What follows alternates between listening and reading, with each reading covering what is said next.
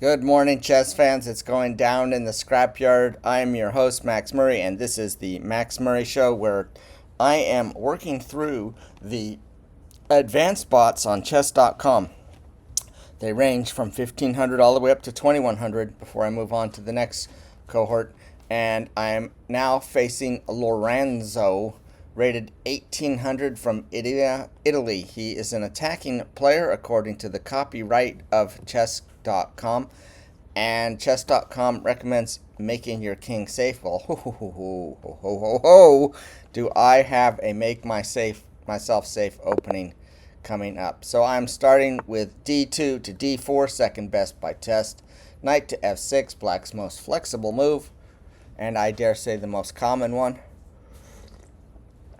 Against the e-pawn could lead to any number of a different set of opening systems. Knight to f3. Now we'll get a better idea of the way Lorenzo's going to play, and he will play classically with d7, d5, giving no ground at all in the center, but I proceed calmly, e2 to e3, the first real indication that I intend to be very peaceful during the opening phases of this game. Now knight to c6. At first blush, it looks bad because it blocks, the knight to c6 blocks the c-pawn. However, I have had a number of challenges with this move recently, and I'm starting to rediscover the strength of knight to c6. From a classical perspective, I poo-poo the move because of the blockage of the c-pawn. But from a more modern perspective, there often is a lot of problems this knight can whip up. For instance, if I develop my bishop to d3, its most active square, then the knight will attack it thusly and harry the bishop. Now, you might want to ask yourself, well, Max Murray, can't you just play the pinning move, bishop to b5? And yes, I can, but you know what? I don't play that ridiculous pin. I call it the Patzer pin. I hate it. I don't play it. Gratuitously anyway, I'll play it if the position requires it. Of course I will. That's the way you have to approach chess fans. But instead, I'm going to place the bishop on e2, the safe square. Now the bishop cannot be harried on d3, and here it comes. This is the anti-collie bishop. So Lorenzo is playing a rational style opening here. In my previous exhibitions against these bots, rated between 1500 and 1700, I just polished off those. There's 3 in every rating category: 3 1500s, 3 1600s, 3 1700s, and now I'm going to face the first of the 3 1800s. They've all, at some point, flubbed their opening by not developing a piece, or positioning the queen in front of pieces, preventing it from developing, or made some other violation of chess principles. Now, the danger here is knight b4, as I was suggesting, attacking my c2 pawn in conjunction with the bishop. All right? A type of fried liver attack, if you will. I'm having good coffee and bad chess right now. I'm giving the lessons against these lower rated bots, 1500 through 1700, and hopefully now Lorenzo at 1800. But in the near future, I will not go from giving the lessons to becoming the lesson, because these chess bots can't be beat at the highest levels. That's the fact. Not even grandmasters. Okay, so what do I want to do about this? I've looked at this, and unfortunately I don't remember my exact repertoire. I'm going to have to look at, because I can't remember precisely this position from my preparation.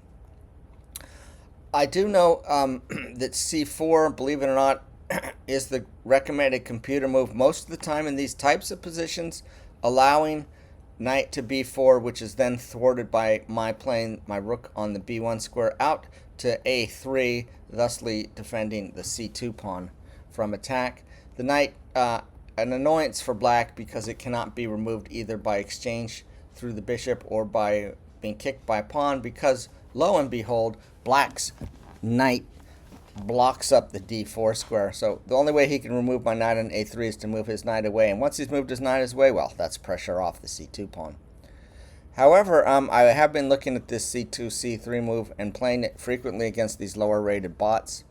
I form what I call the Illuminati triangle or the Illuminati pyramid with my pawns famous. And then I would continue as in the Queen's Gambit declined. Of course, black does not have pressure against the D pawn, so it's not really a Queen's Gambit in any sense or mode of the word, except you see this Illuminati pyramid defense quite frequently against the Queen's Gambit when white plays it. So you see it on the black side. I could castle and just ignore this, and that's the or this is the rare exception. Now there is another move I can make here. It's slow. It's a2 to a3. That will keep the bishop out, the knight out. I kind of remember looking at this just yesterday too, and not really coming to any conclusions. So this is why you have to pay attention to your own prep, because you never know when you're going to face this stuff. Sometimes when we're thumbing through our prep, we say, yeah, I know this. And then all of a sudden we don't. So I'm going to look further though into my longer range plans out of this opening. And that is, I do intend to exchange off this anti-collie bishop with my light squared bishop, giving black in effect what he wants. But what happens is my queen is usually fairly strongly placed on d3, and I can continue with the plan of playing e3, e4 eventually, supported by knight to d2 and rook to h1 after the castling. To do that though, to make my queen safe on this square, I do need to play c3. If I play c4, this comes. Let's play c3. We're going to continue in this vein. Probably not the best move in this position. Not the recommended. Okay, so here comes Lorenzo attacking true to form, moving his queen to the corresponding d6 square. Obviously, eyeing the historical weakness in white's position on h7, which is typically attacked with moves such as knight to g4 or possibly a pawn storm, or somehow getting the bishop in battery, which he can't do here. Black may be essaying a queenside castling, taking advantage of the fact really I haven't placed my pawn on c4. If it was on c4, I could harry the queen with c5, thus gaining space. These types of positions though, with the long pawn chain for white in my opening system, tend to be problematic because black will counter, and this square on d4 is lagging behind the c5 pawn and can become a target. There is counterplay there, and the space on the queen side all of a sudden kind of gets stopped up quite a bit once I've played c4, c5. So it's a little bit double-edged. Usually when I play c4, c5 is because there's a dark squared bishop sitting on d6, and I play it with a la tempo, so to speak. The question is it good for white or bad for white? It's still somewhat open. I could delay castling, not my style. I like to play the first 5 moves against everything. I've made an exception this time on move 5 by playing c3 instead of my usual castle. One of the plans was you go knight to a6 after c4, and then I'm now remembering my preparation, and then the bishop goes to d2 to dislodge the knight. Since the collie bishop has moved, c3 does allow, and c4 does allow me access to the b7 square, which presumably he's going to cover by castling queenside. But even if he plays a move like b6, then now these light squares are weak. And now the Patzer pin with the light squared bishop on b5 would make more sense. But all that is just water under the bridge. It's grist for the mill. I have to proceed. I'm going to castle right, quote unquote, into the attack, so to speak. Here comes the H pawn, a la the computer AlphaZero, who showed the entire chess world the potential of the H pawn in a classical chess game, and classical chess players would simply laugh at this move. They thought it a complete waste of time on the fringe of the board. But AlphaZero has shown both the tactical and the strategical pluses of moving the H pawn. So I'm not afraid in my opening system to play an eventual H2, H3, and that's what I'll do to thwart this pawn coming forward. I form what I call the bathtub. The bathtub is effective because these pawns with a one pawn on H3 here, imagine that in your mind's eye for a moment. The advance of the interior pawns is supported. I also call this the horns of the buffalo, and they do control key squares, a block of squares here. Okay, the horns of the buffalo control a block of squares with a pawn on H3. But that's not necessary right now. I might wait one more time. Instead, we're going to go right to knock out this bishop. We're going to do that right away. We're not going to develop the queen side yet. It is a little bit unsettling. Now, black has decided to defend in a novel way. Do you remember I said I would try to induce this bishop exchange on d3 and then position my queen on the d3 square, and the queen is well positioned there. For instance, it cannot be harried by the knight. It's surprisingly strong, wearing the epaulette pawn on its shoulders and having one in front of it.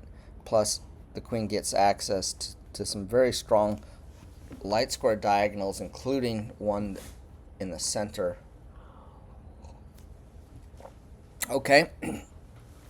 Well, now I'm kind of a little bit thwarted because I cannot play knight to d2 in preparation for pushing the collie, e3, e4. Essentially, I'm transposing into a collie type setup where the plan is to push the e-pawn after supporting it. So I can exchange that off.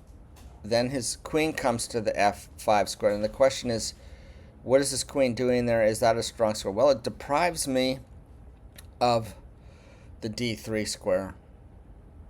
No question about the deprivation of the d3 square. No one is going to question that. It may force my queen to a rather passive square on e2, but it's a very safe square again, where I don't get both diagonals. I just get this one here. So but on d3 I have the long b1 to h7 diagonal, but I can't do that if the black queen is on f5. If I go to e2, okay, I've got the f1 to a6 diagonal, but the question is what that does to me. Now, remember I talked about queen b3 attacking this pawn. So this is one of the drawbacks black has in this position. The somewhat weakened on the queen side because he moved his light squared bishop away, and the queen side is where I like to play. I like to play, and I like to get space on the queen side. Queen c2, a natural developing square for the queen. Again, closer to home, putting it on the b1 to h7. Usually there's a pawn on h7, and black is castling on the king side, so there's a target there. But that's not the case here due to the whirlwind h-pawn attack. h5 on move 6. This is a reminder. Kill the dog. Let's take a look at the fact that there is now a battery on the light square diagonal formed by the queen and her bishop. This is a reminder. Kill the dog. I think I can forego this. I can kind of force the exchange this way, and I think that's good for me. I still reserve the right to come out to this b file. The light square bishop often a strong attacking piece though for white. A lot of players of white don't like to exchange off the light square bishop. They consider it key, and it is in a sense. Notice how my own light squares are weaker, okay? And the bishop is the king, if you will, of the light squares. It is the major prime piece for dealing with light squares. I would have to do something like either substitute coverage of the light squares with my queen, which is always kind of the intention, or move my pawns to light squares so that the pawns are now doing the work of the bishop who was exchanged off. But we were going to play this way simply so I can finish my queenside development. Now there's a capture, and then the pawn captures, not the queen, so that none of the queens are not coming off in any sense of the word. The issue with this capture has been pawn takes bishop back. So I play bishop takes bishop if you speak dinosaur. Then there's pawn takes bishop.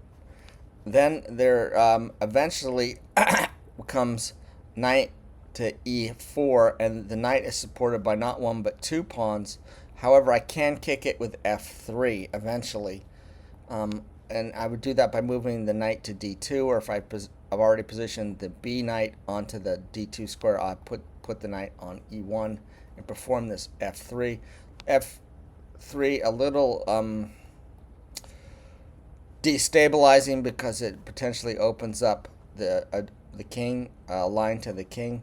However, it does control key squares, and then h3 less on the cards because of the weakness on this dark square.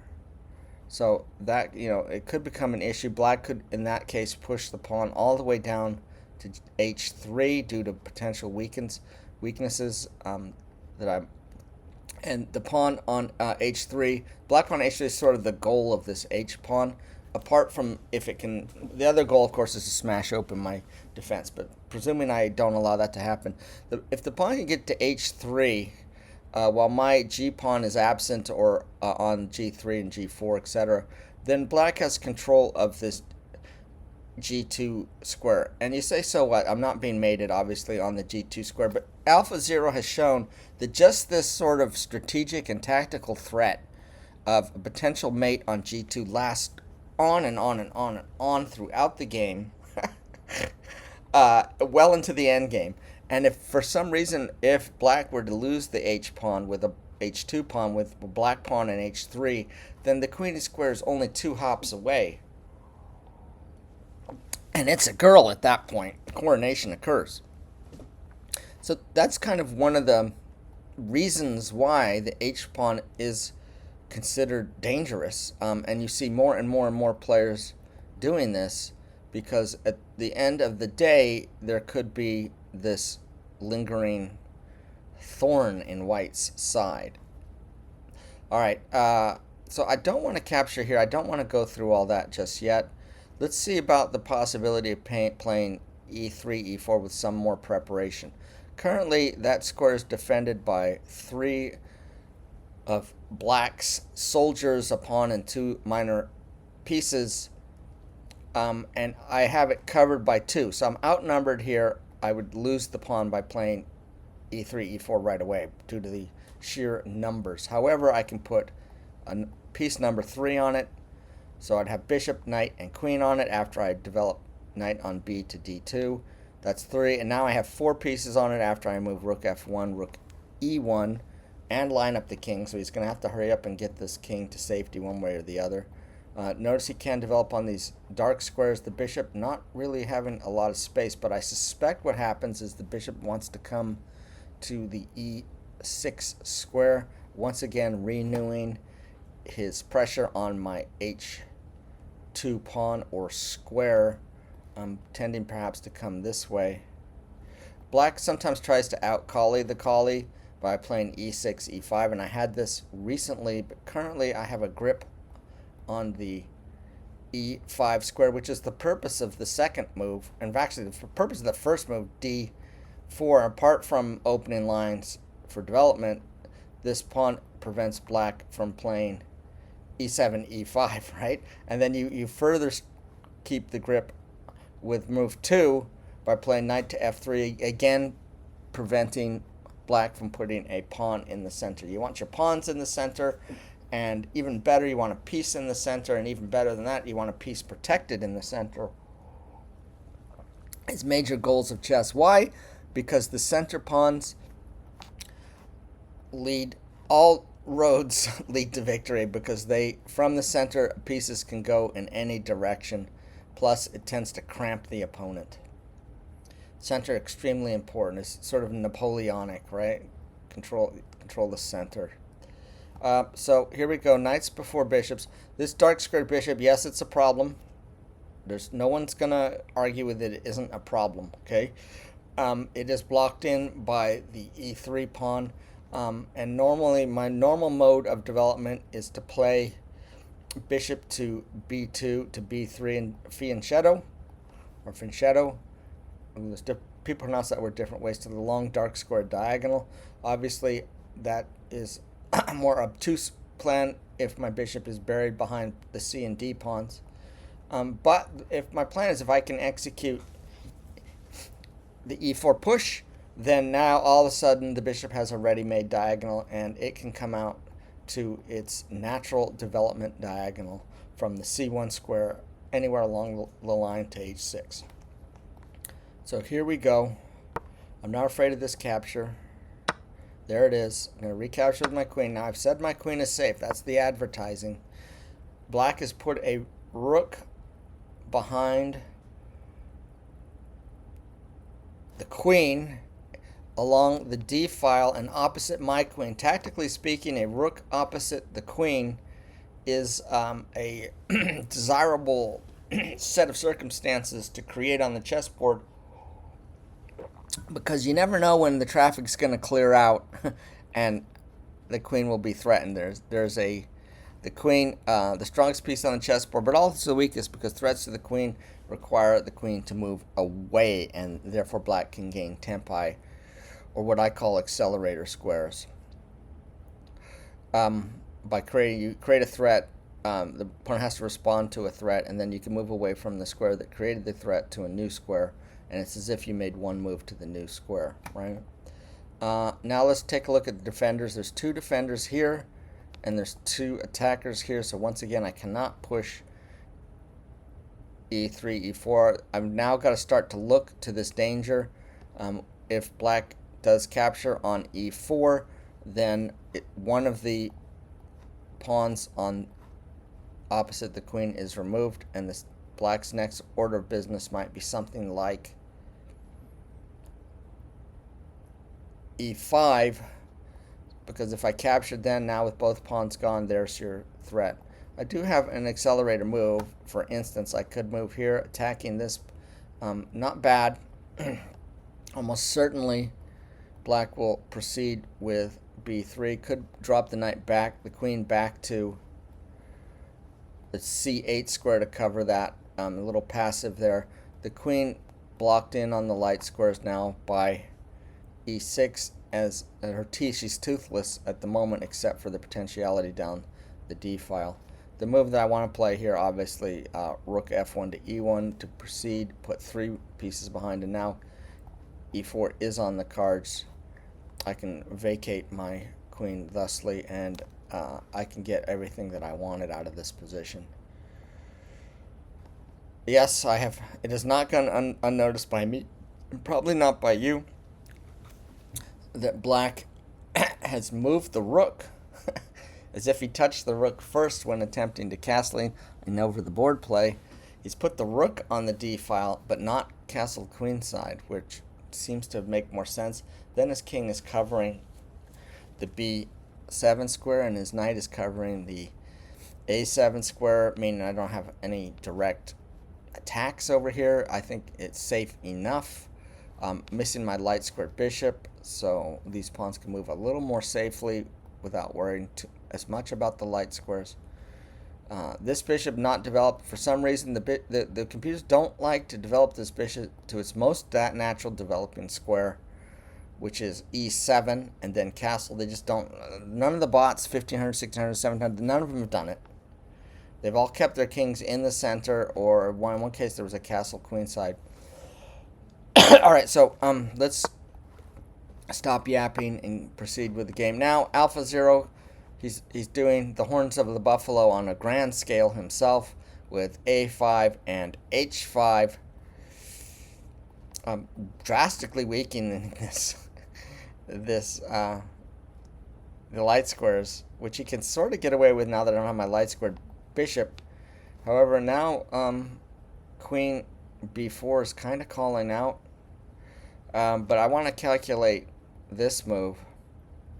I'm not sure if this is proper play, honestly. I know this looks all very nicely coordinated, but I feel I keep missing my pawn on the C file.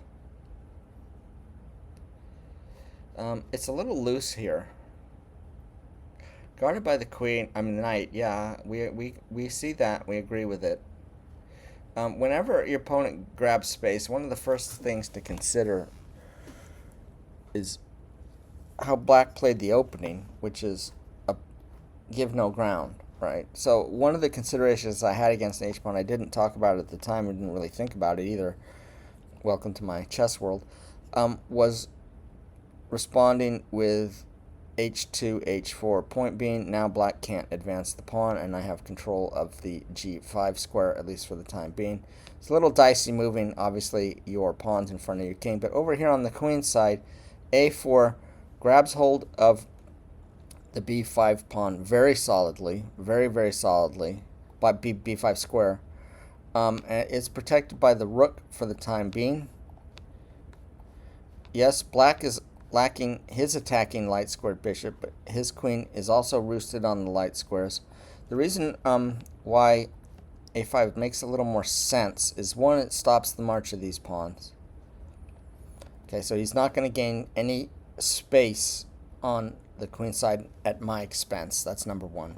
Number two, I'm thinking about dropping my queen back to c2. I've been wasting a lot of time with my queen doing so, but now it's protecting the a4 pawn naturally on a very natural development and safe development square for the queen, while still supporting e3, e4, while getting off of this really potential strategic threat with all this heavy firepower staring down the d file, just salivating, waiting for me to open it. So it's a double-edged sword in me playing e3, e4, really double-edged. And then this is coming. However, there is one strong mitigating factor, Lorenzo, that you need to pay attention to, but you aren't, and that's king safety. King safety, priority, arguably priority number one of any opening. Notice I got my king to safety on move 6. Normally I'm doing it on move 5. I just took one turn to play c2, c3 instead of castle. My king much safer than the black king. And we are just right now, Lorenzo, we're just about to start to open the center up. The question is, do I want to flatulate along with moving a4, a5 and delay this opening, thus giving black time to get out? And he probably has time even if I were to play e4. But so listen, we're going to have to look now concrete. I do a lot of talking about positions. It's not enough calculation. Too much positional chess, not enough calculation. I blame my chess upbringing when I was a child. I read a lot of chess books, and I read a lot of the canon of chess, like Nimzowitsch, and I played Capablanca's games. I did it the old-fashioned way, and I gained an appreciation and a preference for classical chess play and positional chess play because the era of masters I studied, positional play was just emerging from the Romantic era, and the chess masters grandmasters were concentrating on positional play. Kids that grow up in the modern era, now that computers are here, because I didn't have computers, are much more interested in concrete chess play. They will play odd anti-positional moves if there is a tactical, concrete justification for doing so, and they will consider moves, of course, I would never dream of. And it's kind of a weakness for me, because moves that are good for specific reasons are stronger than moves that are good purely on a positional grounds. I didn't say that. Okay. Mikhail Tal, former world chess champion, said that. You can write that one down. It's very important. It's key to understanding chess. Moves that are good for tactical reasons, concrete reasons, are stronger than moves that are good for positional reasons on a general ground. Okay? All right, so let's look at, we're going to calculate now e3 to e4. So fortunately, and I like to keep the calculation simple by reducing the tension in chess. So, I'm sorry, another segue coming up here. If there's a lot of tension in chess, and because I'm a poor calculator and I'm a very slow thinker, as you might understand, perhaps it has to do with my scattered approach to chess analysis. See, now I've even forgot what I've said because I'm so much segueing and yabba. Okay, I forgot what I was going to say. The point is, it was important, but it can't be that important. It can't be more important than analyzing e3, 4, e4, and it'll come back to me. So, e3 to e4, the key developmental move for me, unlocking my entire position, the whole real thrust of my opening since move 5, and now we're on move 11. So the last 6 moves have been building up to this one climatic moment of e3, e4, when presumably or hopefully I should be better. But let's see. I play, let's say he captures. Now the knight captures. We'll wholesale exchanges on the d file. My queen ends up, not e file, sorry. My queen ends up on e4 at the end of all the exchanges. If he comes, now look, I've got a big, heavy piece battery. If he comes, he could try it. I mean, he could try e6, e5 and counter, try to out-collie my collie. That looks like it would lose pretty badly right away, and then his king would be in the line of fire like you've never seen before. It seems like this is stronger than farting around, now I'll use the word, with the a5 pawn. And I want to do this before he has time to shelter the king. If he does not capture on e4, then I can proceed to e5. And now, according to theory, with my pawns in a long chain from b2 to where I've advanced my pawn to e5, they're all pointing where? In the direction of the king side, and that's where I would attack. I would just leave off this whole d file. Unfortunately, have to move away from the juicy b5 square that has been weakened and attack on the king side. And that's the next stage in the collie system. So the collie system first is arrange the pieces so that you can play e3, e4. Yes, I know e-pawn players. You could have played e4 on move 1, okay? But instead you play 1 d4, and then you spend 10, 11, 12 moves preparing to play e4, a move that you could have moved on move 1. I get it, okay? So we're just going to leave that where that is. But once all that has been played, and now bishop's dark square bishop is unlocked, white's dark square bishop is unlocked, now the next stage in the collie system typically is a king side attack. Also, what can happen in the collie system is both the e and the d pawns come off. There's an exchange for cd or dc, which means in the collie system, white has 3 pawns against 2 on the queen side. That queen side pawn majority can create an outside pass pawn, assuming that black is castled king side, and an outside pass pawn is one ticket to winning chances, right? You combine that with some other problems black has, and you can have a win that way. Outside queenside pass pawn. Yeah. All right, so we're going to play. Here we go. A lot of yabbering. We're going to go for it now. I think the time is right. In the collie system, the timing of this e3, e4 move is critical. You can't play it one move too soon or one move too late. For that reason is one of the reasons, however, I don't move my bishop to d3, which is the collie system, to protect that e4 or prepare that advance, because you have to know all that theory. Not only are there the potential threats against the d3 bishop, either by black's c pawn or his knight on b4, but you also have to know this theory of when precisely do I push the e pawn, and it's not easy to understand that. There are, of course, also, if black thinks that the collie is coming, he can play the anti-collie bishop to f5, as black played here. All right, so we're going to continue with the idea of eventually ending up with my queen on e4. He's lost a key defender on the king side. Now he wants to exchange, and this is kind of wise. Lorenzo, allegedly an attacking player, but as you can see, he got nothing. He got no attack going whatsoever, except for these rather ridiculous-looking horns of the buffalo on a grand scale, the a5 pawn and the h5 pawn. He got no attack going, and that is one of the benefits of my opening system. d4, knight f3, e3, bishop e2, castles, okay? I got my share of the center. I got my minor pieces on the king side development. I got my king in safety in my corner. I brought my rook to the center where files are likely to open up first. And I have king safety. And I don't care if you're Magnus Carlsen or anyone else in the world, you aren't going to checkmate me in the first 20 moves. I could fend off Magnus Carlsen for 20 moves with this opening. I could fend off the strongest chess computer in the world, rated 3600 plus, with this opening, at least for 20 moves. Okay. Now, in the end game, in the middle game, I'd be wiped.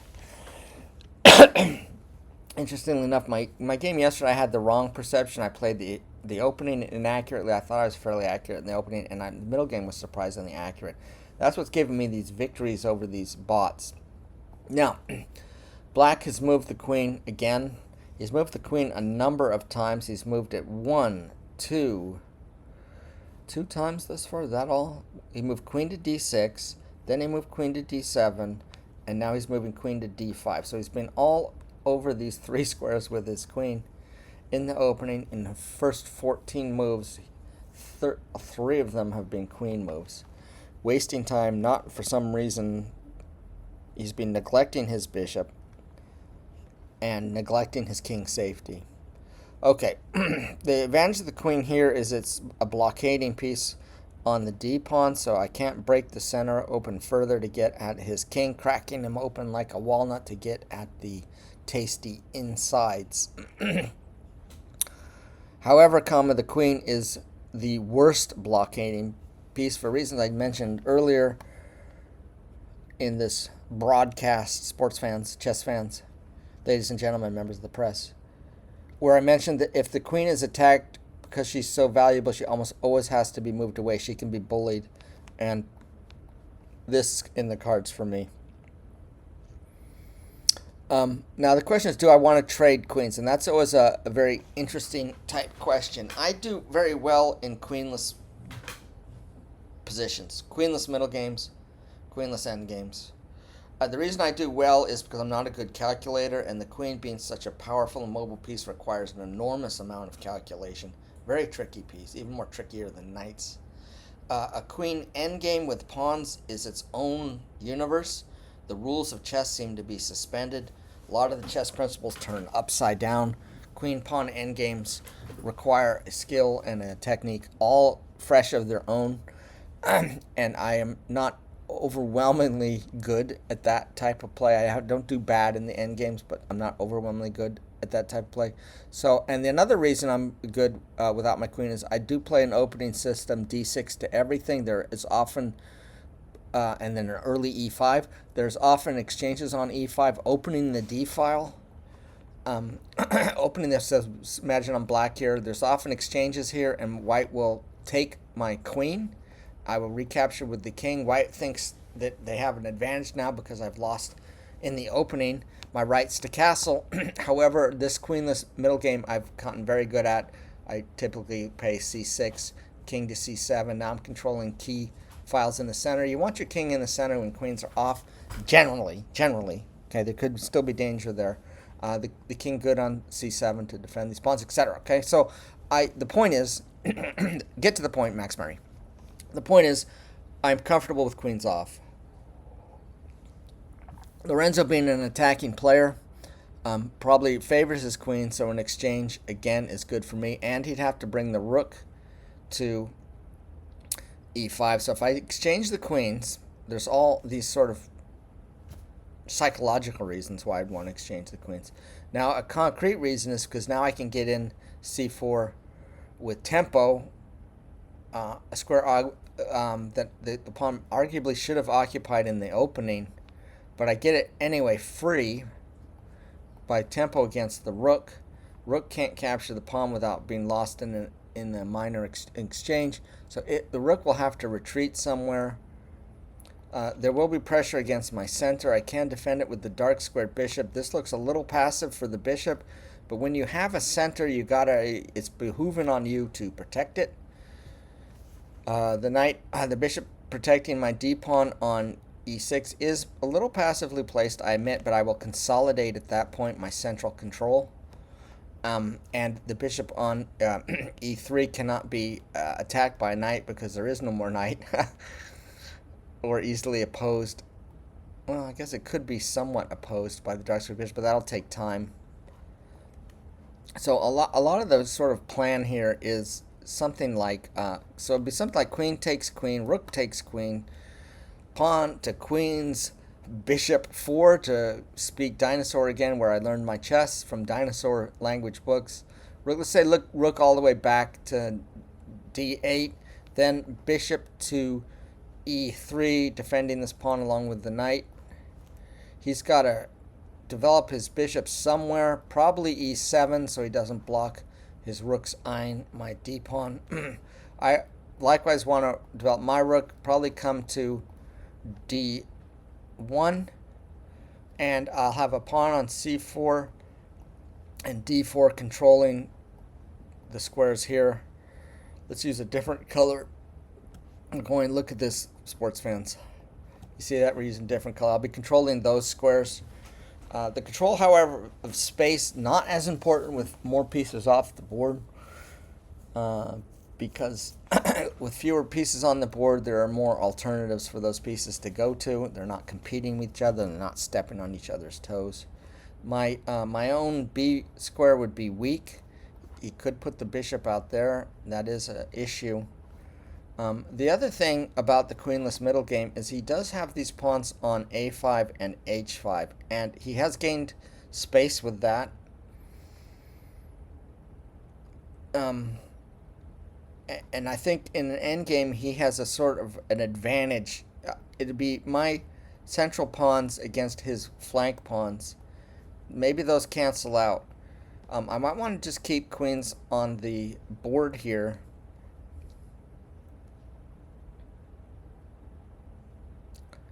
For the reason that his king is a little unsettled in the center. He hasn't completed his development. If I exchange queens, then his king belongs in the center.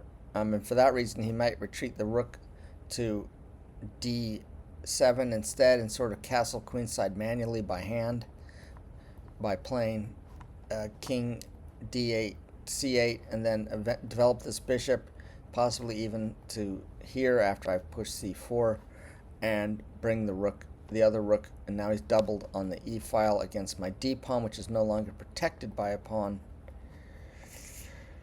Oh boy. Alright, so suppose I move my queen away. I'm not going back to the d3 square. No thank you, ma'am, sir. I don't want to line my queen up again tactically in this situation and allow this with the potential to snag my queen once he deals with his king. I'll put the queen where she, on one of her prime real estate. In my opening system, I like to put her on one of two squares, c2, like I did, or e2.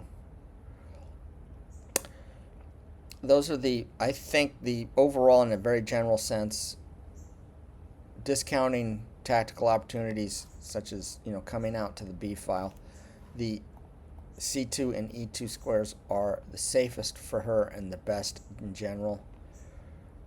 I can develop here, and he's got to deal with this, right? And he'll probably do that.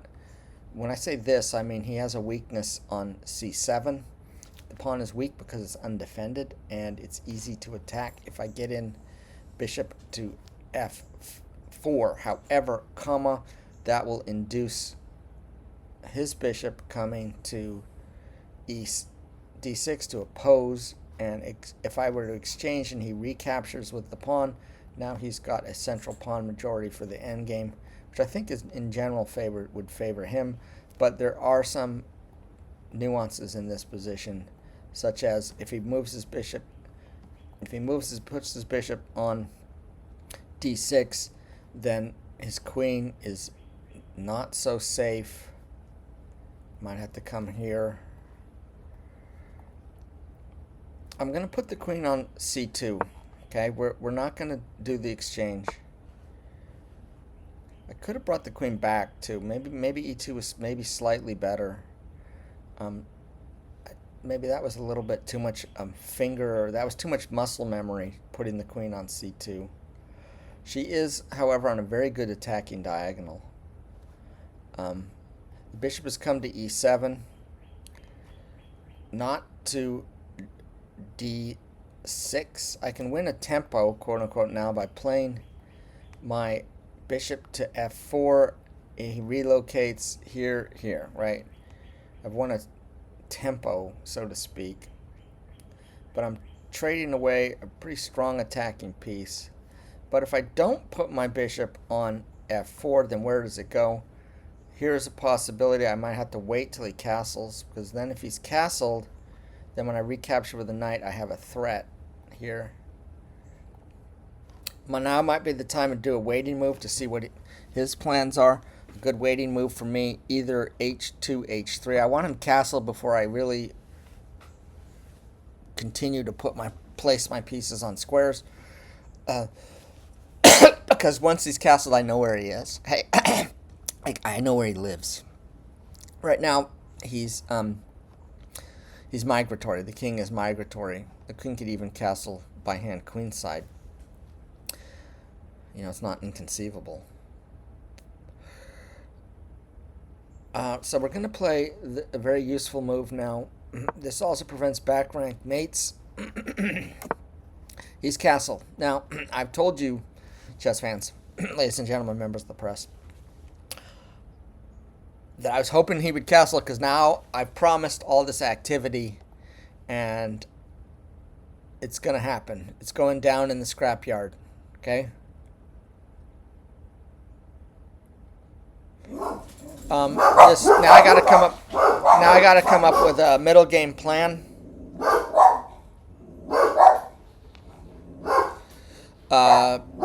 Primarily, the next problem I have is where to develop this bishop and how to place my rooks, and whether a4 is a good move.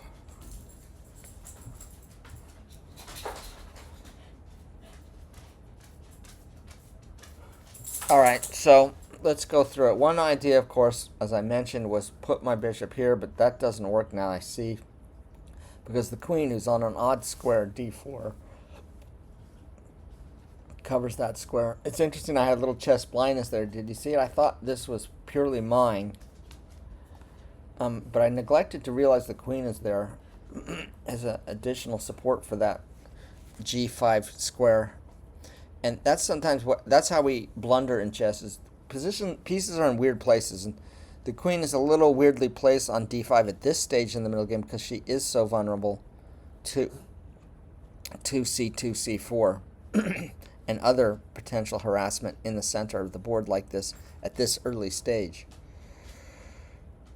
There's a lot of pressure here against my d-pawn, and I can play into that pressure by playing c2, c4, forcing the queen to move, and then playing bishop to e3, which covers. Now I'm defending a quote-unquote weakness. I've created a weakness for myself, really, on d4, and blocked in my rook from the half-open file. So I don't think this is the move.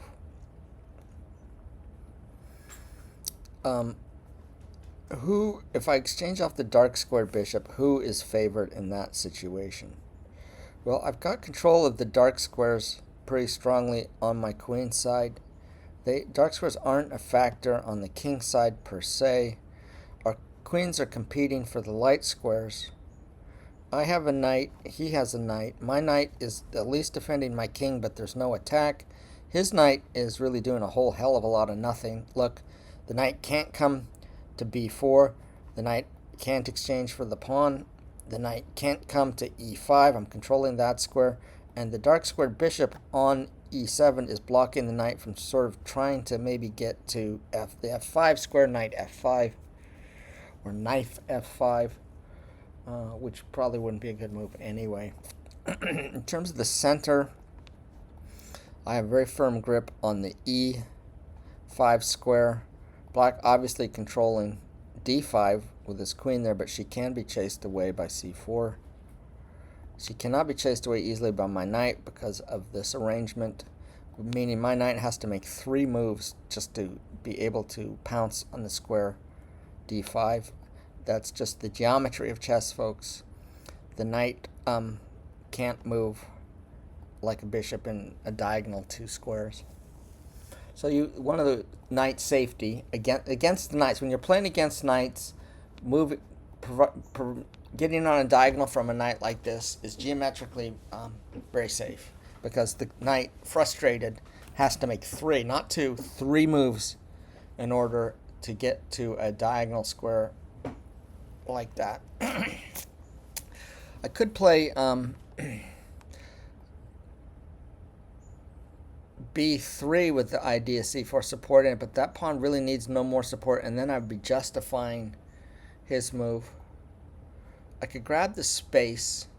I have a slight advantage in space with my central pawn and control of the e5 square. So this is a calm move. It's defended by my queen. He doesn't have a light squared bishop to attack it. It is on the diagonal from his knight, meaning his knight can't easily pressure that. And I can form the bathtub when and if necessary to defend that a4 pawn after a4. I form the bathtub by playing b3. I love the bathtub pawn formation. It's very strong. I play it at almost every opportunity. In fact, I've practically sold myself on moving a4 now because of the bathtub. The horns of the buffalo. Okay, the pawn here and here. Now I have the horns of the buffalo. I still kind of have the horns of the buffalo here thanks to my dark squared bishop. I have not connected my rooks yet. It's not an emergency because no file has opened up yet.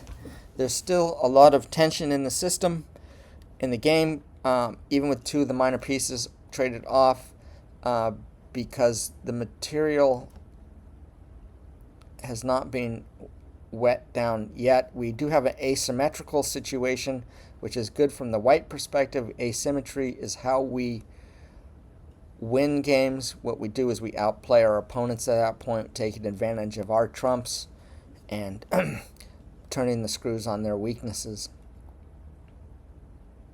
So I've talked myself into a4. The computer evaluation will be interesting. Hopefully this move is quote-unquote good. It's probably not the best. I'm not going to be that optimistic. I'm not going to suggest that a2, a4 gets a star here. But hopefully it's good. You know, I'm trying to play accurately. I'm playing at about a 90% accuracy, or 85% accuracy against these bots. I'm playing at about 2,000 level. I've had some serious train wrecks. When I played Joel 1600, I had a game where I played at 1600 level. So often that happens in chess. We play at the level of our opponent, and I was very, very sorry. I played a very traumatizing game where I was devastated, and I still have PTSD. I have nightmares about the knight coming in and taking my central pawn. There's a pawn here. I forget if I'm even forgetting if I'm black or white. I can't remember if it was on D3 or D6. I can't remember which color I was.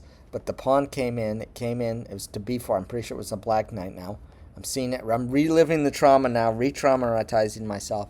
I did play a move like H4 or even A5. I played a move like A4 or like A5. The knight came in because the square was unguarded. Right, there was a pawn of mine sitting on D3. I didn't foresee the threat. The pawn deep in my own territory. The knight, shouldn't have been there. In my mind's eye, it was never there. I had a whole grand plan. Then the knight took this pawn, and my position just collapsed. Then it was just frightful what happened to me at that point. What happened to me in that game was similar to what happens when a lawnmower runs over a teddy bear. All right, so enough of this digression. We are taking a lot of talk instead of moves. Like, where's the moves? Where's the beef? Where is the beef? All right, dark square bishop, still not developed. We're on move 17, and I haven't lifted my bishop off the C1 square. Not a problem, because once I played E3, E4, the Kali move, my bishop was developed de facto along the C1 to H6 diagonal. However, I cannot connect my rooks. Notice how black is winning the battle of the rooks. He has them both on the open on the files D and E. Remember, files are most likely to open in the center first, and therefore that rooks want to come to the center. Castling facilitates it on the king side, bringing the rook closer to the center, and that's one of the purposes of my opening. On move 6, I castled and was ready to start moving my rook to the e file, which I did on move 11. However, the queen side, to bring the rook to the center, it's a more manual process involving getting rid of the knight and bishop minor pieces and relocating the queen, and then finally bringing the rook over. And that's part of the reason why I was talking about where do you put the queen, because relocating the queen is a key part of getting the a1 rook woken up for the morning, get the alarm bell ringing. The rooks are late night owls. They don't come into the game until later. They're not morning pieces. They rarely are they involved in opening play. There is the possibility of a rook left, just to say. That obviously can't happen here due to control of the dark squares by this black dark square bishop. But when I play c2, c4, I do have this surprise development, okay? And that gives me some reason to consider. Maybe if I exchange this bishop off, then I will have full control of the a3 square, and I can do this rook lift. Now that's really fancy schmancy. If I do play c2, c4, though, I'll weaken that b4 square. It is a square that black has been vying for ever since move 3, when black played knight to c6. Okay?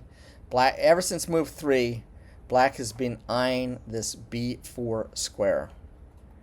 And these bots in general, from 1500, 1600, 1700 bots that I've worked my way through, they've all, or most of them, seemed to be very interested in my queenside dark squares, and specifically the b4 square. And that is why I played c2, c3. Because I've seen this so many times from the bots that I want to prevent any occupation of my b4 square. Unfortunately, that means now I cannot easily play here.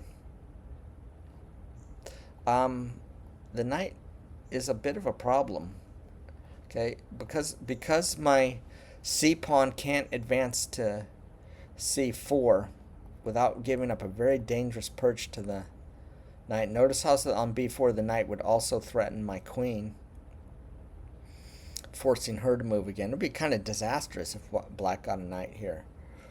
So I can't. This structure is now immobile. Okay, immobile.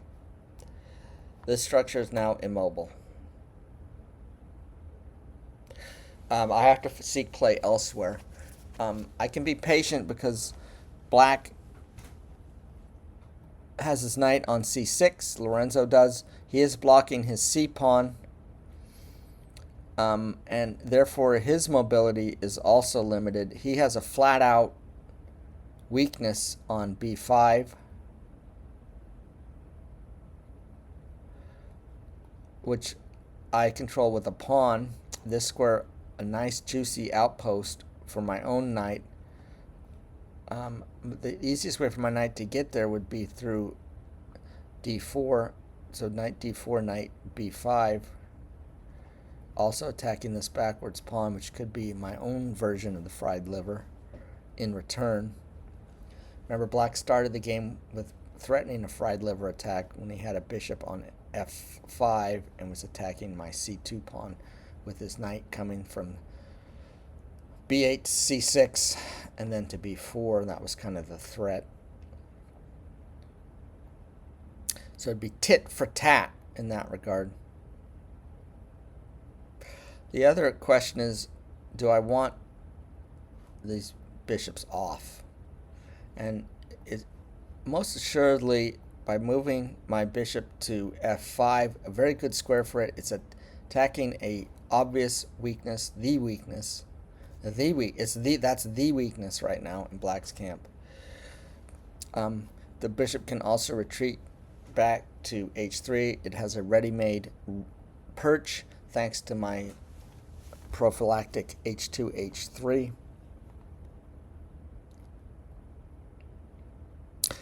For that reason, I'm almost certain black will waste another tempo by moving the bishop to d6, and then I capture, and then black will have a choice. He could capture closer to the center, and that's almost certainly going to be the move. He'll capture by playing the c pawn takes d6. Now he has a central pawn majority that tends to benefit him. However, he does have a central pawn majority, but his rooks are now staring at the back sides of his own pawns. Plus, he's cut himself off a little from this b4 square, perhaps allowing c2, c4. Although when this knight comes in, boy, that's going to be devastating when that knight comes in. One possible idea is bishop d2, supporting the advance of the c pawn. Then when the knight comes in, exchange it off, but then he'll replace it with the bishop.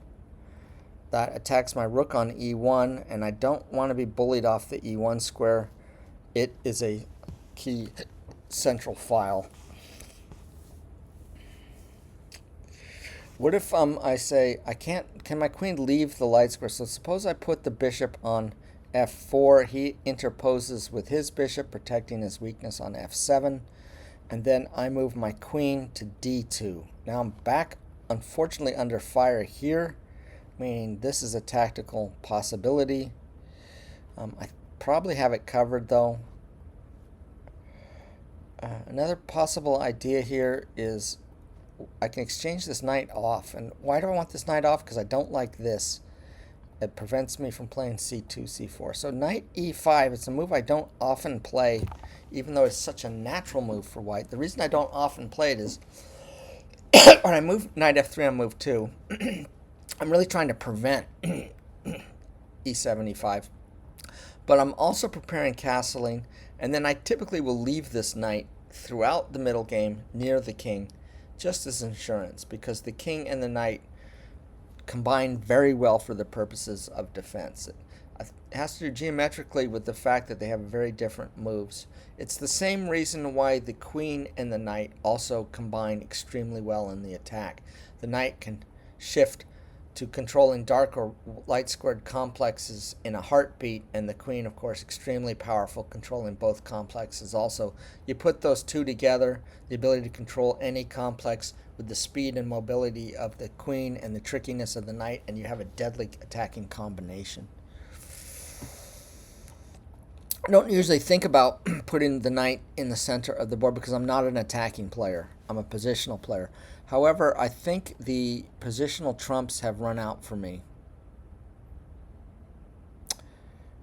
in this position. Black has met me positional play for positional play, and is black equal here? Maybe. It depends on the strength of this move. Knight e5. Then I exchange this off. I don't care if he takes it with his queen or whatever. I've got all that covered, right?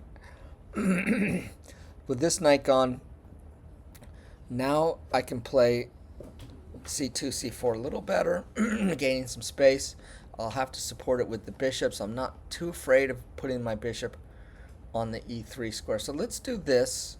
I don't think he has anything attack-wise. Now, one of the points of doing it is my rook is going to be very strongly placed on e5, and he's made what appears to be a tactical blunder.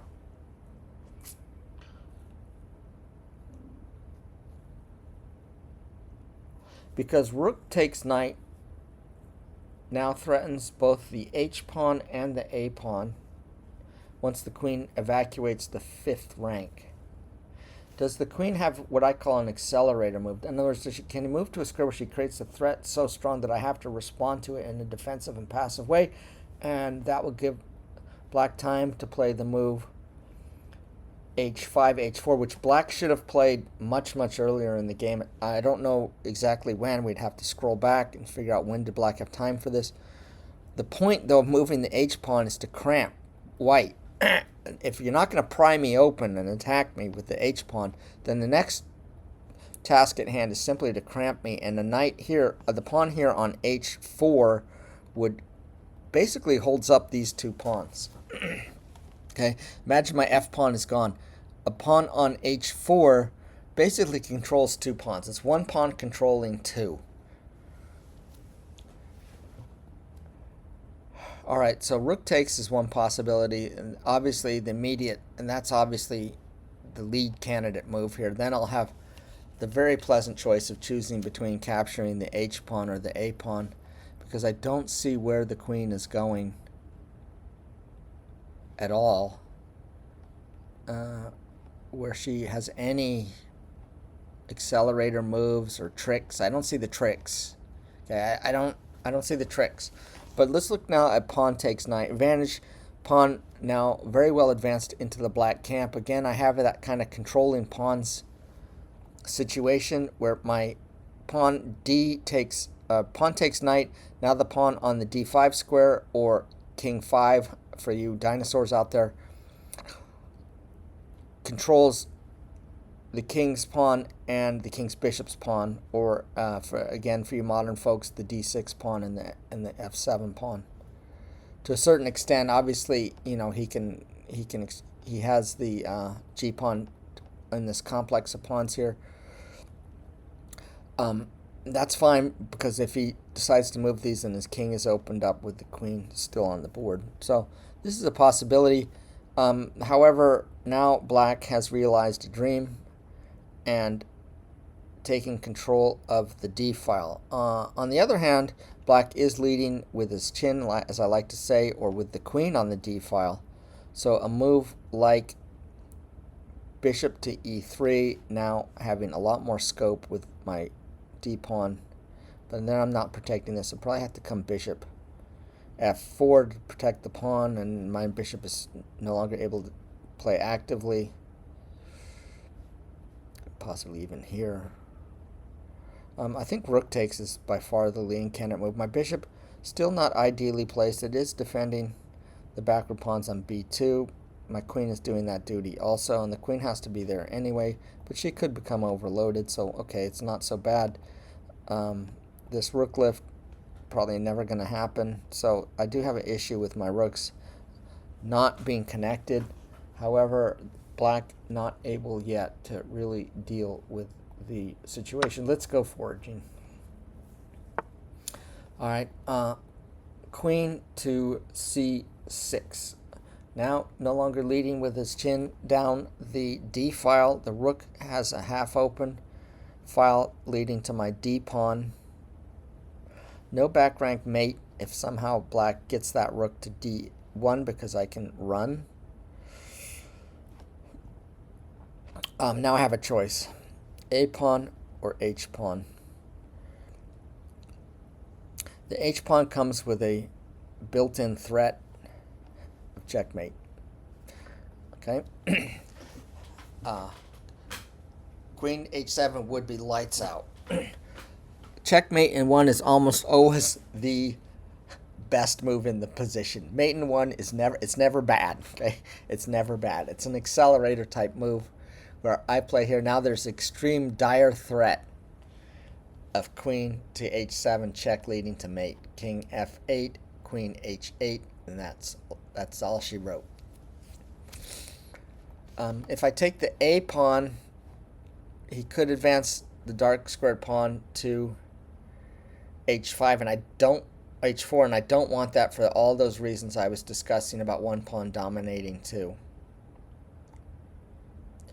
I will lose time capturing this pawn. He still can't attack my d pawn in conjunction with his rook, and he still can't move his c pawn, so that continues to be a potential target for me.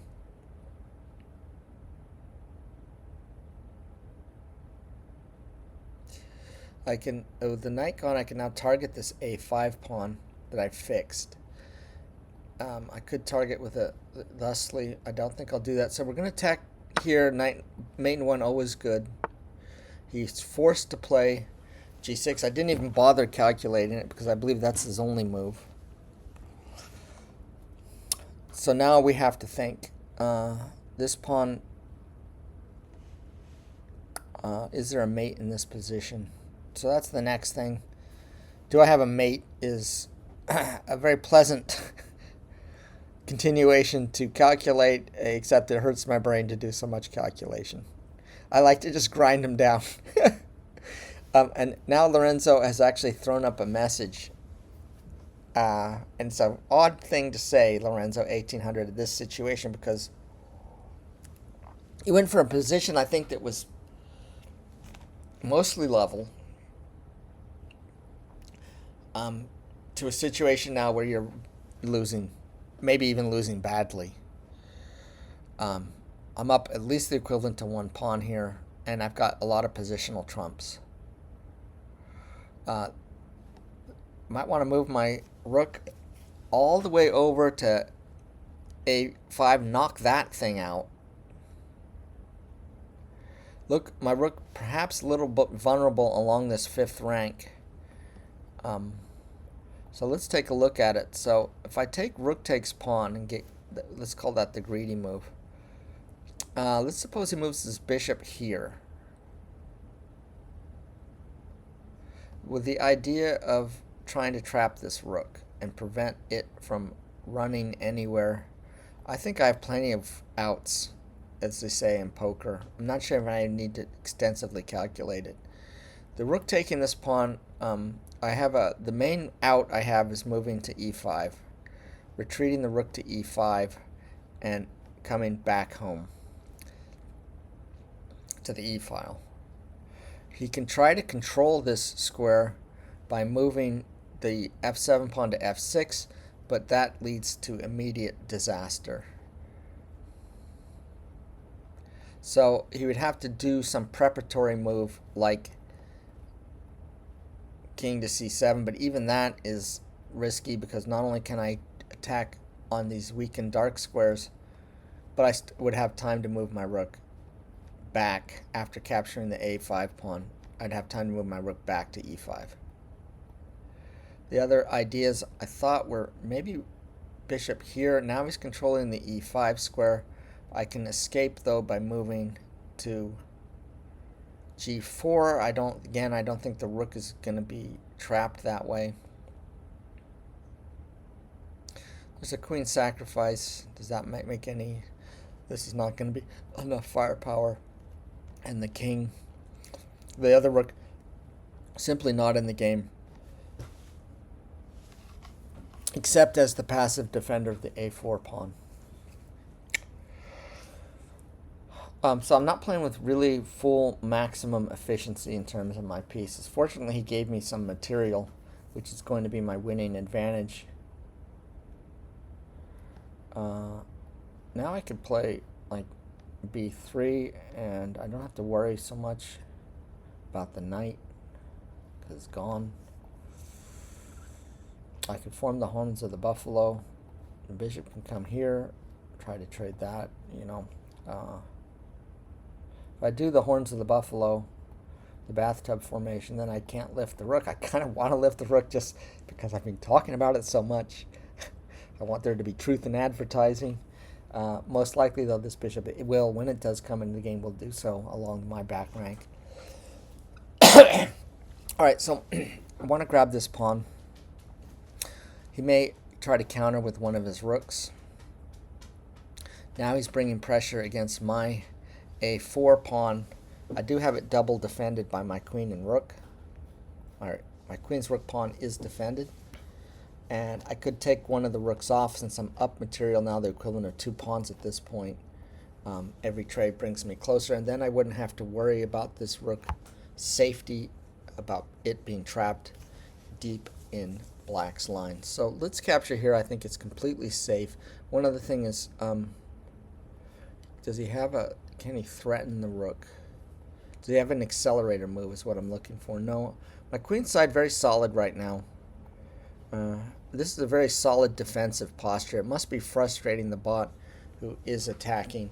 And this is safe enough right now also, even in the absence of any minor pieces around my king. Because, you know what? He's missing minor pieces. his heavy pieces can't get into the attack here. There aren't open lines. There will be an open line on the H file that could become pertinent. Okay, he could bring a rook there, but he's going to have to get his king out of the way. He might do that. I might, take the pawn. He might go here in preparation for playing a move like f6, trapping my rook. So he'll gain time as I extricate my rook, right? So one idea would be, I don't know if this is it, but I play rook takes pawn. He plays king g7.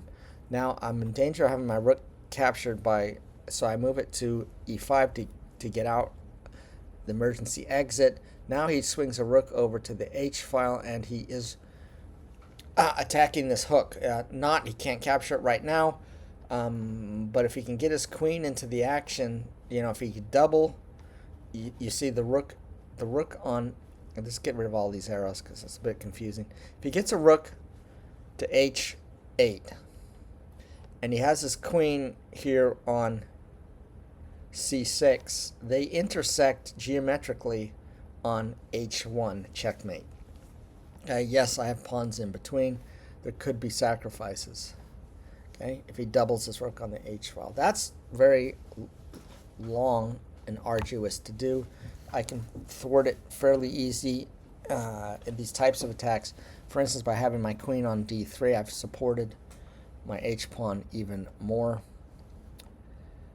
And plus, in all the time he's taking to get everything lined up for that cheapo, this sacrificial attack on my king side, that will allow me to unwind quite a bit. So we're going to take here. Let's see what the refutation is, if any. No, he's just moving around randomly. I think I've put the zap on the head of Lorenzo by taking off his material. He doesn't have the attack, like I said. It's very difficult for him to do anything about my queen side at the moment or attack my king side. So he's moving randomly. Perhaps it's not so random. You see, he wants to maybe put the pawn on f6, reducing the number of squares I have to move my knight. So my rook. So let's suppose the pawn comes to f6. Now he's controlling h5, g5, f5, e5, d5. I can't put my rook on c5 either because of the bishop. I could put my rook here on... No, I can't because of the queen. I can't even go b5. So my rook completely hemmed in. He only has one square in the entire position to escape to. It's on a7. Then a move like queen b5 would net him. Caught like a fish in a net. So I'm going to do safety first. Safety first. This will allow him to put a bishop here with tempo if he wants. No, instead he's going here. I don't necessarily agree with that. Now the rook must be very angry at this moment because the rook was saying, look, I'm getting behind a pawn that's going to advance to f6 or possibly even f5. I got to get desperate here. I'm down the material equivalent of 2 pawns, plus we don't have a lot of positional trumps in our position. And you blasted bishop gummed up the entire works, the monkey wrench. Okay, you threw a wrench into the machinery by playing bishop f6. Black flailing, probably now because the machine recognizes it's dead lost. So where does my rook go? I can escape out the emergency exit.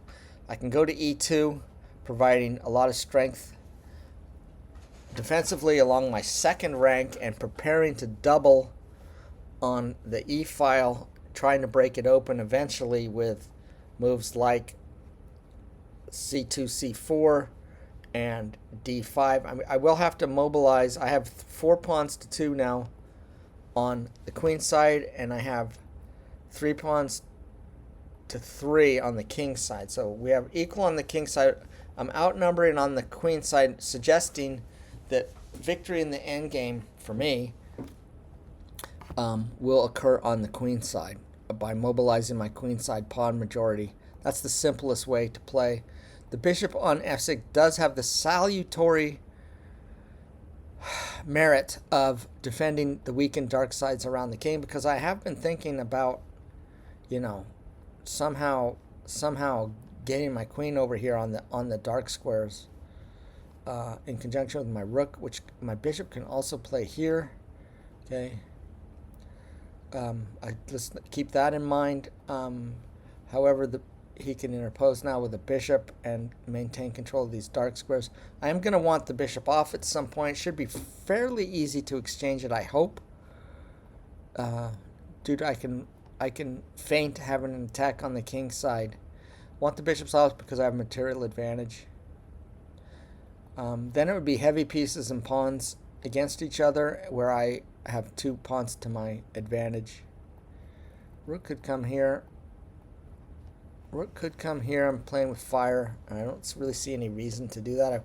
I've won the material. 2 pawns. Ironically, the A and H pawn, which black moved on move 6. He played H5, and on move 11 he played A5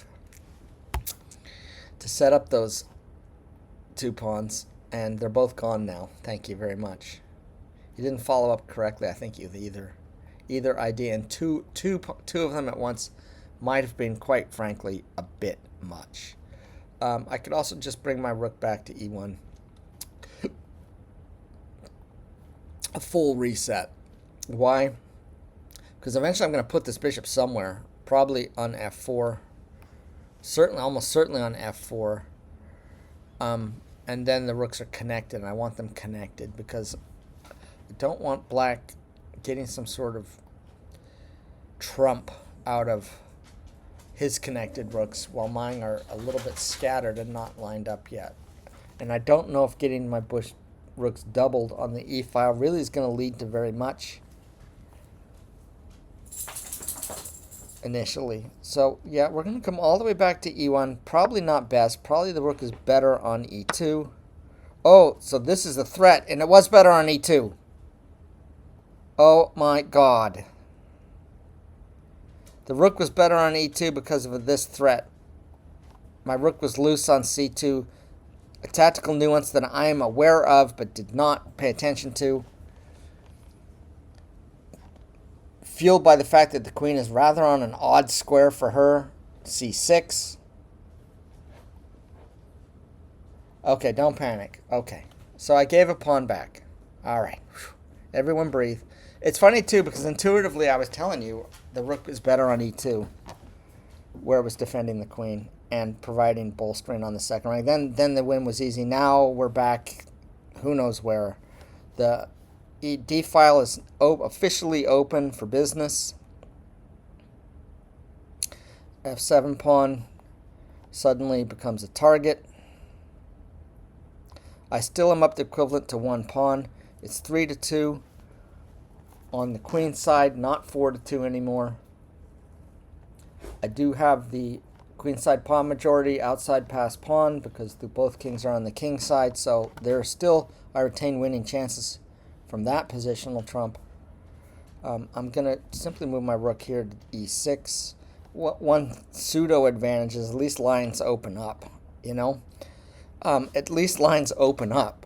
And I can exchange maybe on the D file, and it might ultimately, yes, you gained a pawn back, but it might, I'm not bereft of hope. So bishop, so what went wrong there? Well, a couple things. Besides the fact that I lost track of my queen being undefended and supposed by a heavy piece, I talked about all that, you know, rook opposite my queen on D3, on and on and on and on. I gabbed about heavy pieces opposite my queen leading to tactical situations. And then I forgot. I promptly forgot through the course of the game. What a letdown in concentration. Okay. Bishop, we're not panicking. I'm still kind of getting my blood pressure back under control. I still believe I have winning opportunities here. Bishop to E. I'm just not winning as strongly as I was. I should have known. I mean, you know, you win a bunch of material. Whenever you win material, there always seems to be compensation for black one way or another, whether it's the opening of the file or the fact that your piece just moved off sides, like what was happening with my rook. There's some compensation, and you don't just grab material for free. It's very rare in chess that happens. Queen Okay, this is still kind of,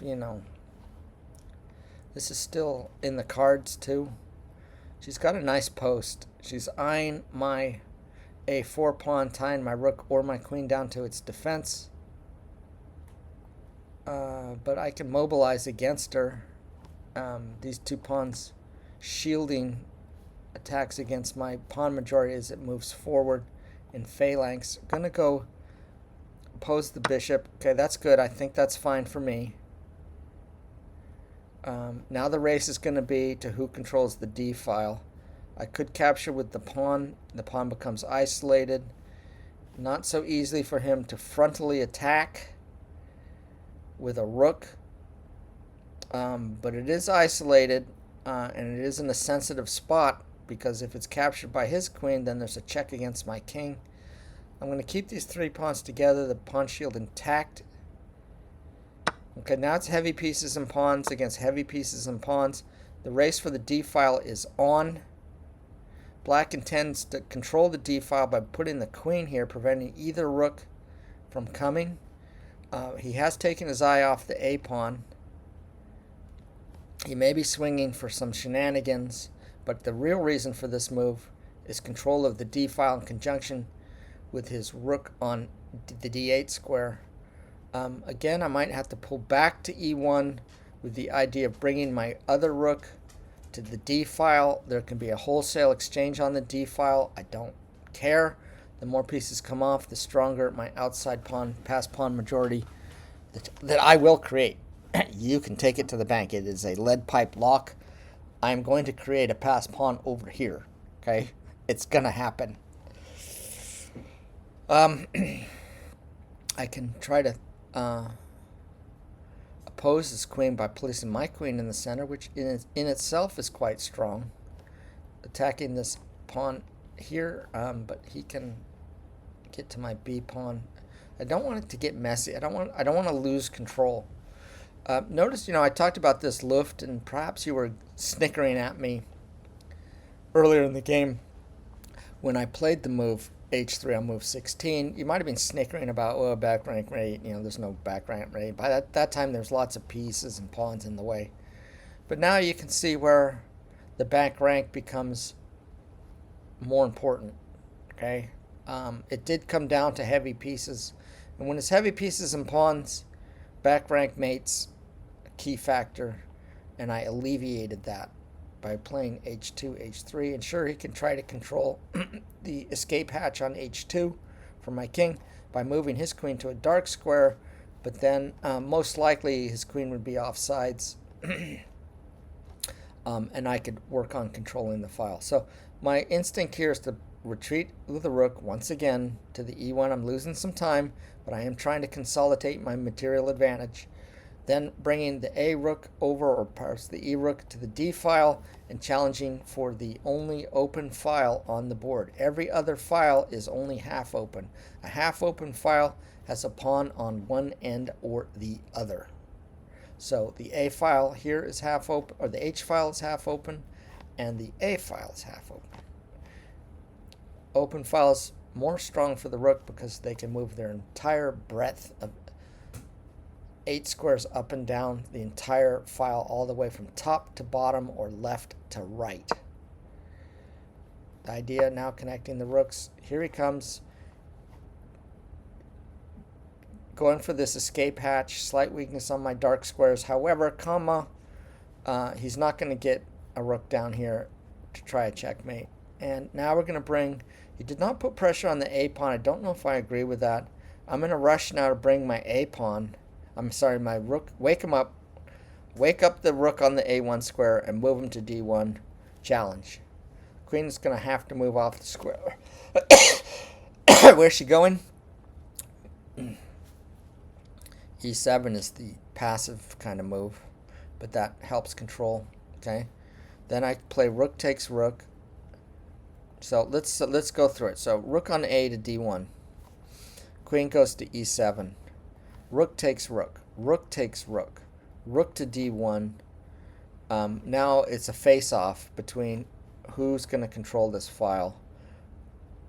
Then I just start advancing, maybe. trying to force him to capture rook takes rook so my queen can control the file. So that is the plan. Which rook is always the question. The A rook is technically defending the A4 pawn still.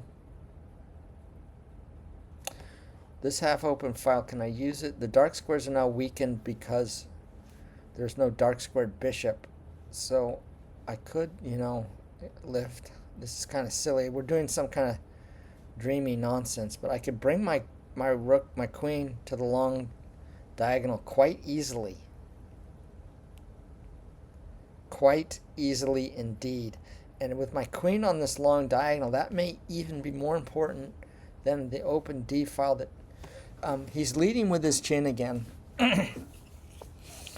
And that kind of creates a problem for him. Because as long as I control this D1 square, I can push this queen around. I won't be able to control the D1 square anymore if I do bring my queen to the long dark square diagonal, because I'll be either sitting on B2 or C3. That means he could do something like play the queen to D2, and if I capture his queen with my queen, then the rook comes to D2, and now he's on the 7th rank with a rook. That activity, probably enough to draw, plus an outside pass pawn and a rook endgame, less of a trump for victory, less winning opportunities. They say all rook pawn games are drawn, and plus, even if I had 3 pawns against 3 on the king side and a 1 pawn against 0 on the queen side, let's just say the A4 pawn, that's still a draw according to Dvoretsky. Black can stop that. Being up a pawn is not necessarily a win in a rook pawn endgame. 2 rooks on the board also makes things more complicated because of, for instance, him doubling rooks on the D and getting control of the important D2 square. So we've just talked a lot. Am I in a rush? Because this could be coming, right? That's the obvious plan for black. The rook on F8, not doing anything at this moment. He reverse castled and moved his rook to F8 on move 21. At that time, it seemed to be for the supporting of the move F6 to trap my bishop, who was sitting on A5. Instead, then he moved his bishop, which was a little bit odd. I managed to exchange that bishop.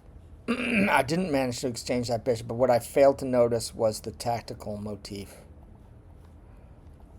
But that is for the post-mortem. We're going to bring the rook. I probably have time to do here. Let's see if I have time for one tempo move, because in an endgame, one tempo could be the difference between victory and defeat. Let's suppose I do a simple move, such as take advantage of the rules of chess, allow me to move a pawn 2 squares ahead, getting it to B4, looking to try to create a pass pawn by ultimately advancing to A5 and A6,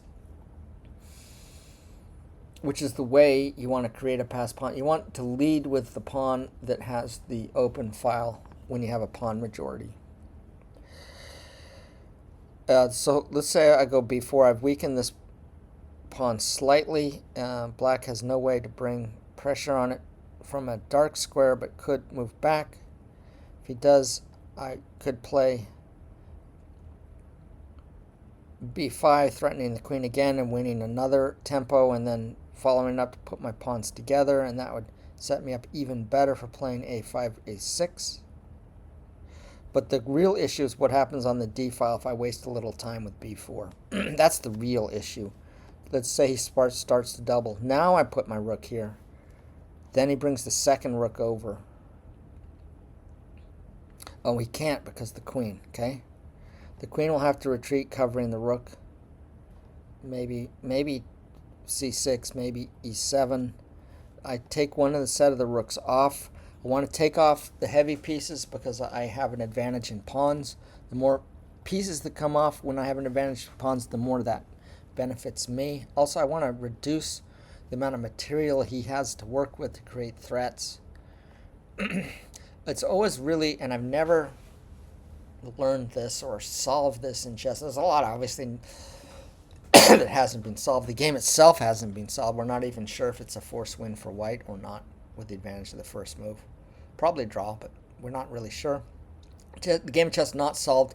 Likely will never be solved. These supercomputers, yeah, they play at 3600, but that's not perfect, is it? What would be a perfect rating? 10,000? A million? Infinity? I guess a rating of infinity would be perfect play. When chess is solved, the computer will have a rating of infinity. All right. I think I have time for this, and I want every tempo I can get. Black can, instead of trying to take the D file, which is his major, right now he controls the D file, and that's his major counterplay. He could try to take advantage, so I could go B4. Now he moves his queen to D2. Then I play the remarkable move, rook E2, still move my rook around. If he captures queen for queen, then I can take the queen off with my rook. He will then be able to successfully double. It'll take him 2 moves.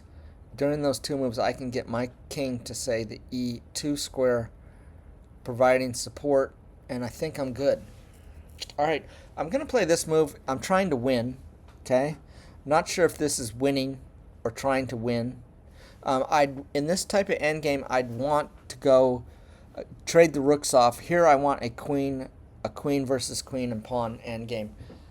Again, I want to reiterate that a queen and pawn against queen and pawns is its own chess animal, okay? The rules of chess, the principles of chess are all turned upside down and on their head. The game is turned inside out. The queen, such a powerful piece. The king, often being vulnerable, means the calculation is tremendous. The permutations are tremendous. The strongest chess computers, they calculate things, no joke, like mate in 96. Okay, you go from mate in 96, you make a queen move, oh, now it's all of a sudden mate in 146. Or you go mate in 96, you make a queen move, and now there is no more mate, the position is equal. They make a queen move, now they're winning. You make a queen move, now it's back to 0. They make a queen move, it's winning, and so on and so on. It's just crazy nonsense. Let's play this. I'm going to try and win. It's really... what's black's response is, okay, now I had a plan for queen d2, and it was this maneuver. Probably queens come off. No, he's going to move away. That is sort of legitimizes my idea, right? The queen has come to d4. I do need to reset. I didn't suspect that. I think his better idea was take the queens off. I wanted queen versus queen endgame. I wasn't going to get it after he played queen d2. Now it's back in the cards. The reason I want queen versus queen endgame is I instinctively feel like queen versus queen gives my outside pass pawn a huge advantage. And I do enjoy a slight benefit in security, king security. So with queen versus queen, I'd probably be able to create a outside pass pawn after the pawn exchanges. He would have to blockade with his queen.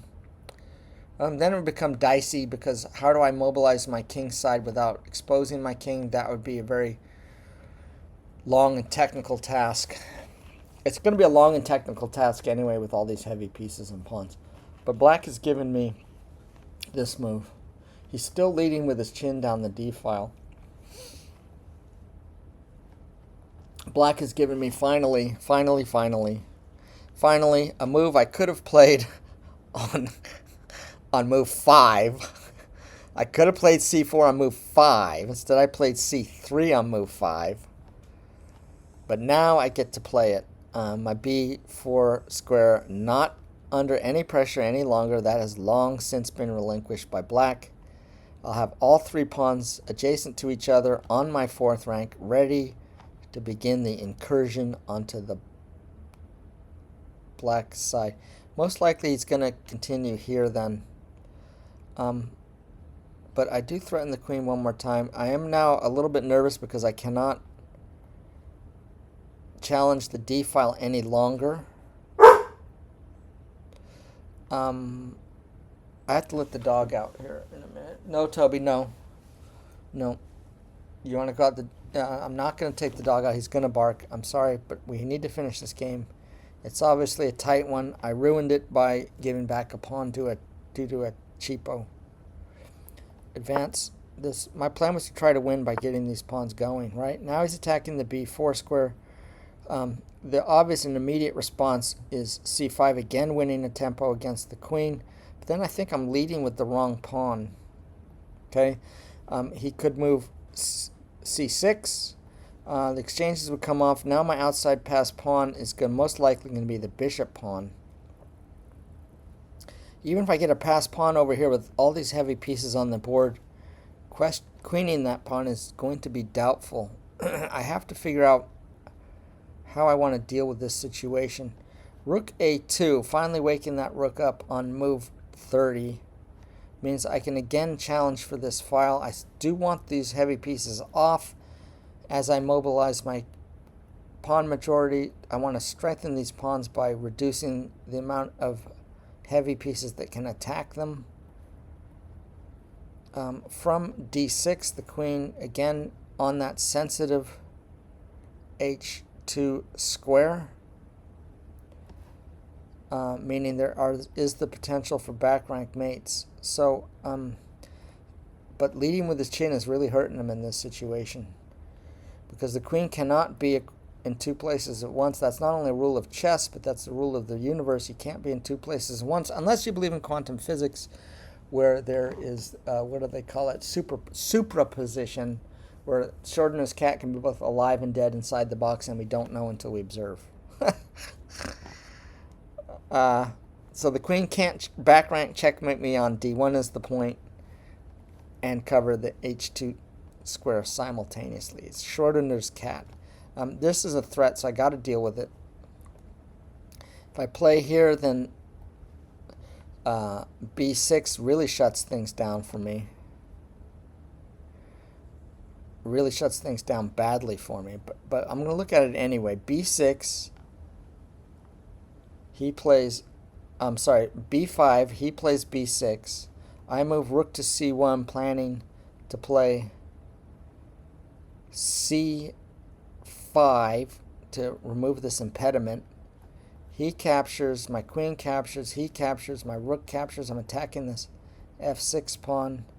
I have pawns on a4 and b5, but he won't play that way. I'll play b6. b5. He'll play b6. I'll play rook c1. Then when I get in c5, he might just move the queen away somewhere. And if I play pawn takes pawn, he plays pawn takes pawn. And now it's 2 pawns against 1. But my pawn is on b5, meaning the 1 pawn is holding up the 2. And I'd have to spend time trying to clear that by moving a rook back to a1. I really want to, in this position, I really want to play here. A possibility for me is abandoning my second rank with my queen and defending all 3 pawns, giving me full flexibility on how I want to advance them. That weakens my second rank. He can't lead with his queen onto the second rank or the first rank with his queen.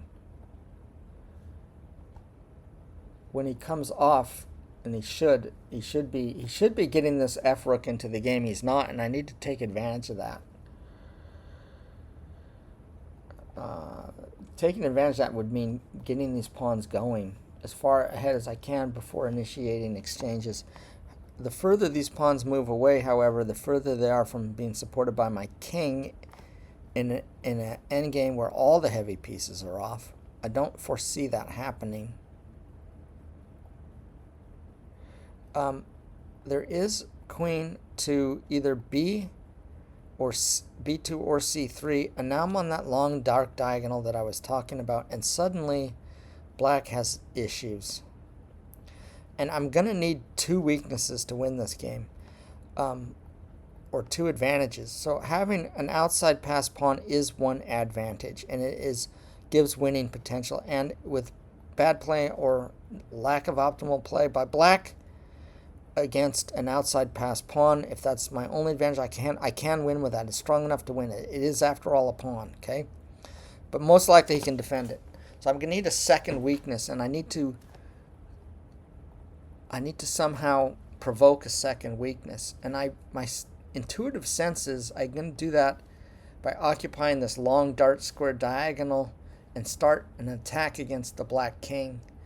That will force one of these pawns to move. And as soon as he starts moving the pawns in front of his king, then his shield is gone. Okay? They will become targets.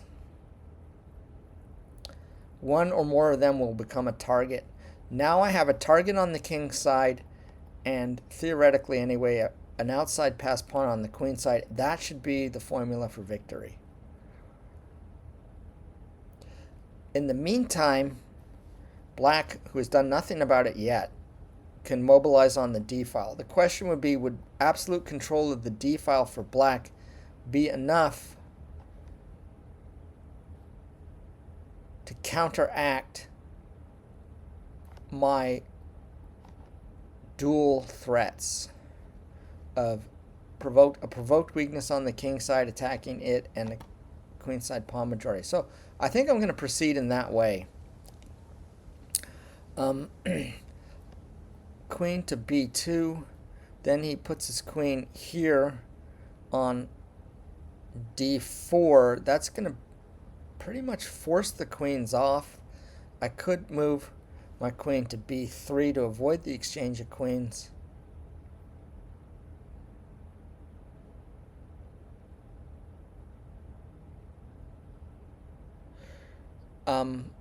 But now I'm no longer on that long dark square diagonal, and look, and he's attacking this rook also. So if I put my queen on the long dark square diagonal now, he can virtually force it off. Maybe I move my rook to c1 at that point. Then when he takes queen takes king, I take rook takes queen. I don't really lose any tempi, but the d file will now be open for black. Again, it's important that I get my king to the center immediately to control the entry squares. He will be able to come down for a check with my queen, with my rook off the back rank. I am sort of self-checkmating. We're getting close to, I guess, if I moved my king to e1 and he has doubled rooks on the d file, there's a mate. That's a tactical consideration. I think the principled move, this is a lot of rumination, isn't it not? This is a lot. You're getting stream of consciousness. The more you think, too, the worse your move tends to be. The move that's crying out, and it's surprising how often it's the best move, is a pawn has a lust to expand, as Nimzovich says. And if a pawn can expand by attacking a piece, so much the better. That's the tempo.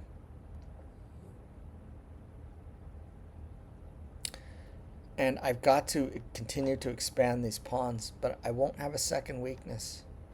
This, however, seems to shut down all my fun and games. There's no way I can really bring the d file to an end. I got to defend this deep b pawn. That's the immediate tactical consideration. The question is how to do it. I think this is the way to do it. We're going to play this then. Yeah, and now the plan is to defend the b pawn with the rook. I could also interpose with the queen. Now a key decision. It's a double attack. He's on what I call the accelerator square. I have to respond to this attack.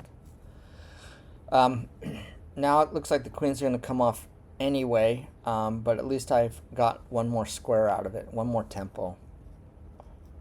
My rooks will be behind my queenside pawn majority, and I will be raking my first and second rank. So even if he gets the d file, I'll be able to take at least one rook off before it causes... He can't double rooks on my 7th or even first rank.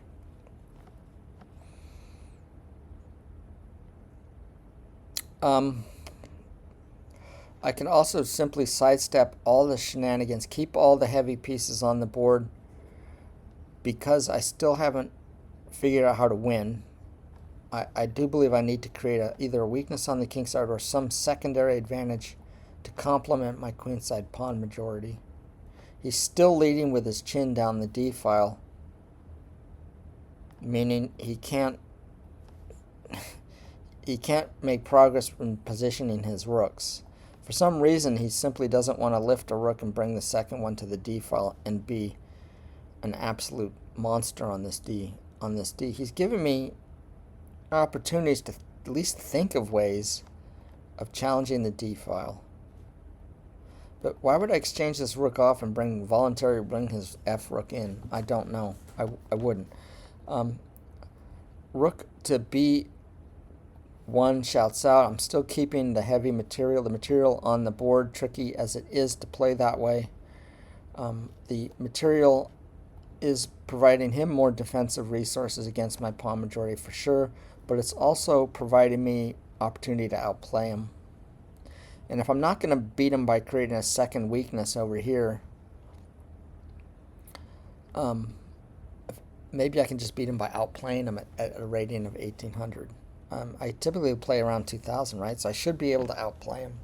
I have had some superlative games where I played at 2400. Believe it or not, you probably don't believe that watching this game, but I have by accident put together moves that have tabulated at a 2450 clip.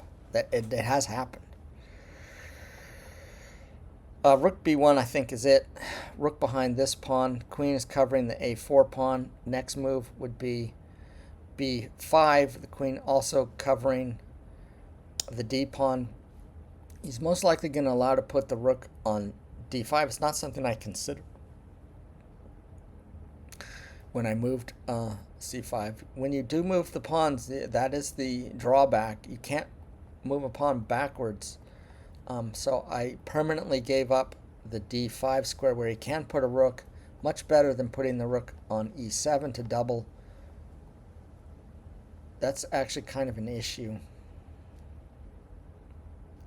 because the rook now on d5 means he can start attacking on my king side at a certain point, and it means he can get doubled. So he'll have his rooks doubled on the d file, plus a very powerful rook and his queen in the center.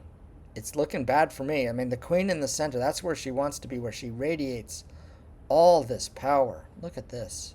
My queen, passive. So I think the move is here. I got a challenge for this dark diagonal. Cover the... If he exchanges off, okay, he will capture. I could also double here with my rooks on the second rank. If he does want to come down and checkmate me, I'll move to h2. Fine. My fortress is now on the second rank. I've evacuated my back rank. I've moved operations up one notch, one tick, and I will start playing chess as if I was playing on a board that's 7 by 8 instead of 8 by 8. So that is the plan. Okay, he's going to allow the queens to come off. This is, again, a colossal waste of time. Colossal waste of time, I think. He cannot, a colossal waste. Now, do I take the queens off? Do I take time for a move like a5? Do I put a rook behind the lead pawn, the c pawn? If I take the queens off in this position, he's controlling where and when the exchange happens, or at least where it happens, not when. I decide that right now. And that rook slicing along the fourth rank has a ready-made target on b. If I move up, he can come behind this pawn, and yeah, my rooks are not connected or coordinated. Remember, the queen can't be in two places at once, so it can't guard the h2 file and back rank checkmate me at the same time, leading with his chin, as I've said. I got to get these rooks connected. The reason I want them connected is I don't want a rook down here ranging behind my pawns without being able to directly interpose.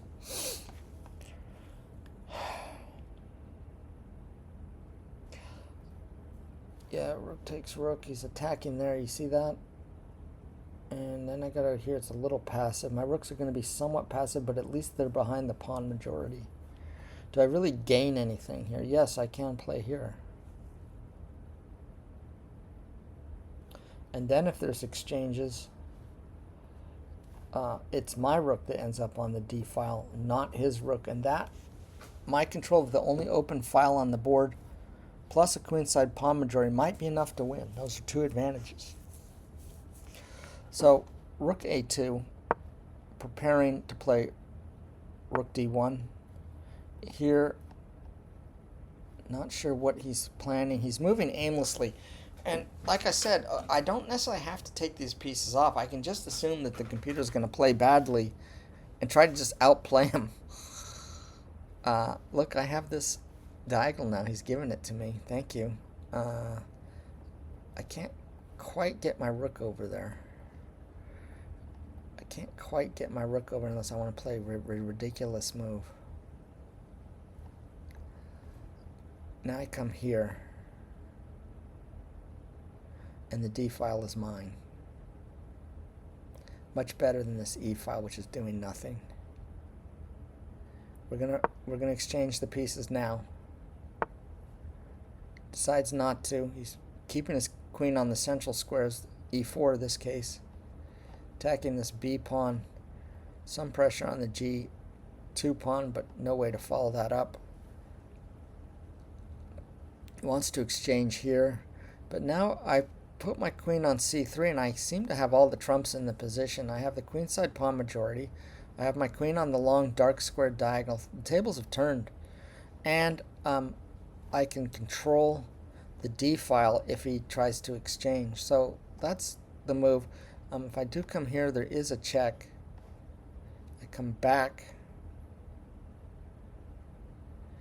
It's fine. He may eventually provoke me to play g3 to shut off checks on this diagonal from b8 all the way down to h2.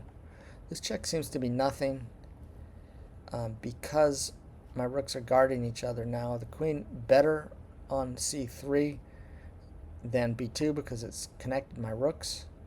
Sort of a microcosm of the opening situation where the queen is preventing the rooks from being connected. Plus I'm behind the lead pawn,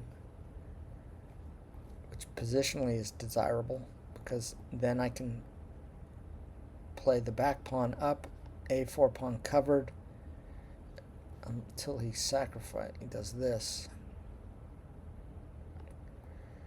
We're going to play here now if rooks are exchanged. Okay.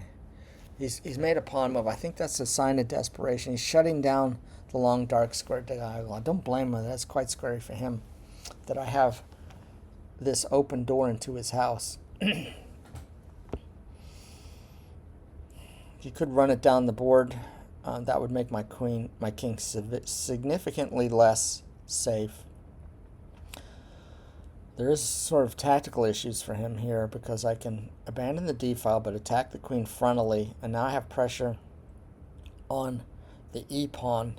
He's going to have to guard it.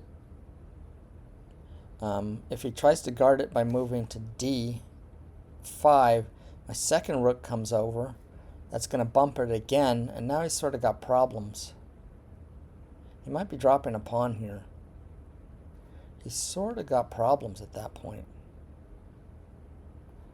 He moves away, and I can exchange. He's kind of in trouble. A frontal attack against this pawn, and I have 2-1. It'll be 2-2. He could go here. So I play rook e2. I don't think this works for him. So rook to e2, threatening his queen. I don't think it works for him that he puts his queen on d5 because my second rook will come over, and he might end up losing contact with the attacked e pawn. So he's likely to move his queen to f5 instead.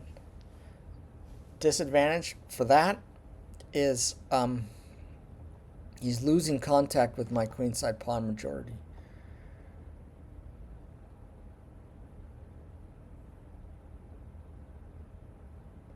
I could play a ridiculous move like king f1. No, it's too early to try to put my king in the center. If I could get my king into the center faster than he can in a potential situation where all or most of the heavy pieces are exchanged off, my king in the center and a pawn majority might be enough to win. If I play here, b4, continuing mobilizing my pawn majority, since he has no threats, there are no threats here. The check is I'll just get out of the way of it. There are no threats. There's a check here. That's a little more dangerous. I put my king here. He takes. I can take with my queen, challenging his queen, or I can take with the rook, gaining full control over the d file. My rook would be pinned against my queen by his queen, but he can't take advantage of that because if I do capture, that's check at the end. We're going to advance the pawn. Again, it's a little, I feel a little loose, but if I don't see the threat, why shouldn't I push my pawns? Is this a threat? Huh.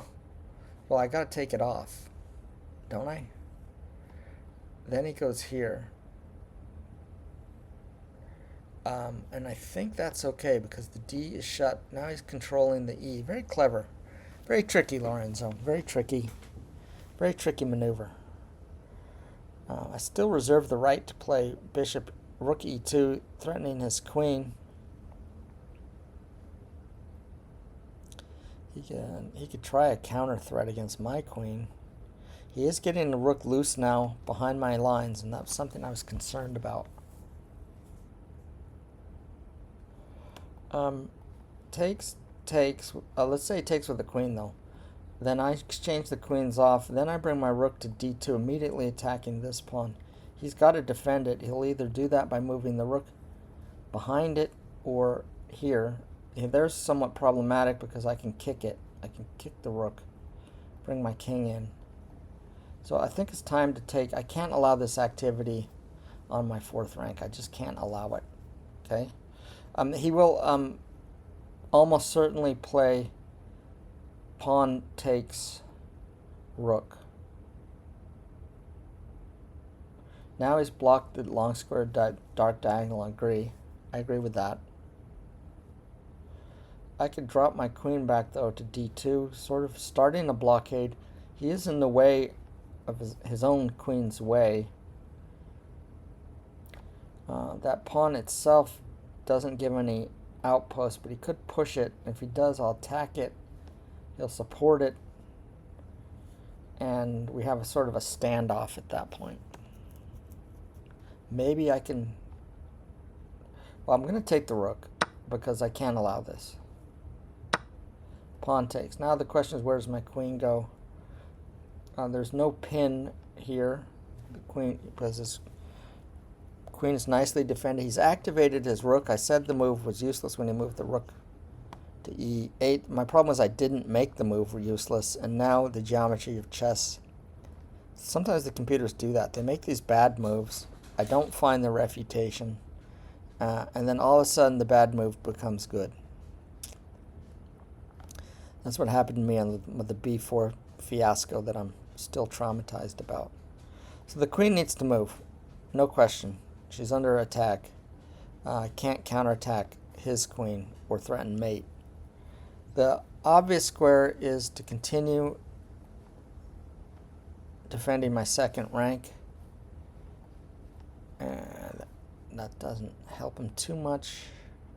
Or does it? I mean, he could get a rook loose behind my pawns. This could fall. I could lose my pawn majority. The check. I don't have to take the queen, though.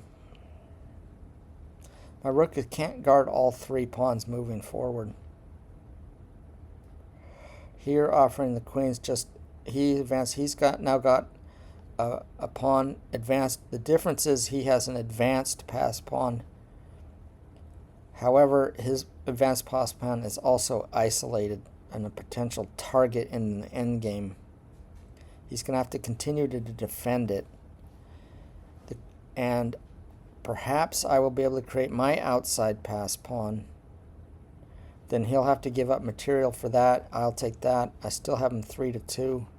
Here, if I trade off all the heavy pieces and king pawn versus king pawn, I might be able to squeak out a win. Who knows?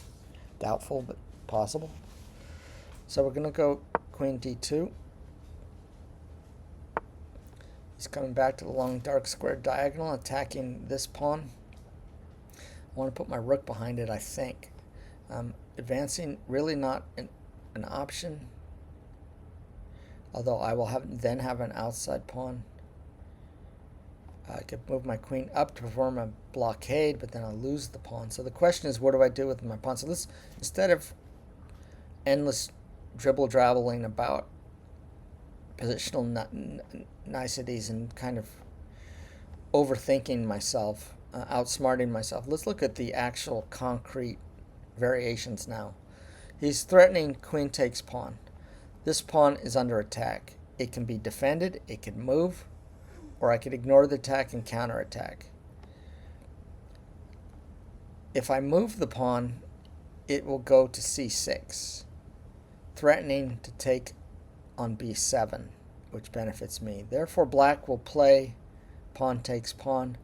I recapture. Now I have a pawn on a4 and c6. My pawn is very well advanced, but is blockaded by another pawn. Not able to be frontally attacked easily, but he could do rook to e6, attacking that pawn. I'll defend it with my rook. He could play a move keeping his queen centralized and double attack the pawn. Then I probably just lose it at that point. But if we do take all that off and I play queen takes pawn, I'm defending my outside passer. So I might be able to exchange these two pawns for these two pawns by advancing. The other thing is I can defend it, right? So that's move the target, right? The other way this pawn can be defended is by a heavy piece, either rook to c2 or even queen to c1 or queen to c2. Queen to c2, somewhat possible, because if he tries to attack my queen, I can exchange it, and I've exchanged his advanced d pawn for my c pawn. I still have the possibility of getting an outside pass pawn, and I have him outnumbered 3-2 on the king side if all the pieces should come off. c2, queen c2 actually possible. Queen to c1 stays on the dark squares. I still reserve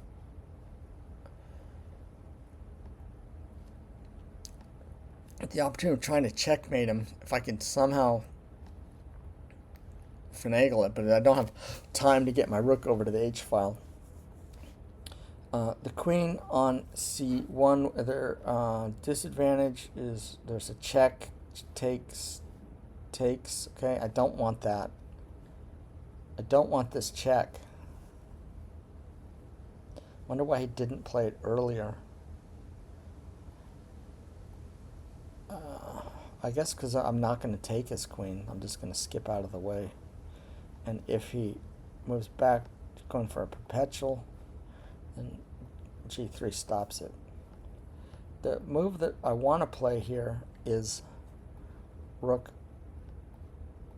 to c2, and then I want to put my queen to blockade this pawn. I think it's important to get this pawn blockaded on the d4 square, where my f pawn is preventing the rook from outposting. If he gets this pawn down to d3 and gets this rook down to e2, I could be in trouble. It's unlikely he's going to be able to accomplish that because we both have so much firepower and we can't cover everything all at once. It's a dance of death. Is the rook better here? I could play here. So this is a kind of a scheme, okay? I could play here with the sort of implicit checkmate idea. You're going to play, this is the move here. If the queen comes back, yeah, I could pin the queen against the pawn. Now I'm attacking this pawn outright. He may have to defend it by abandoning the e-file with his rook. And then I'm in a very strong position. Yes, he is got a rook behind the passed pawn. And he will play this at some point, presumably. But first he's got to break the pin. I want to get this stuff moving too. Should I continue to try to move my pawns forward? The queen could come somewhere like this.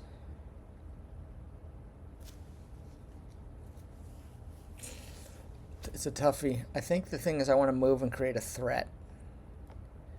As much as I want to continue to advance these pawns, they can only do so when there's no threats on the board, and I really lack anything else. I don't want this advance.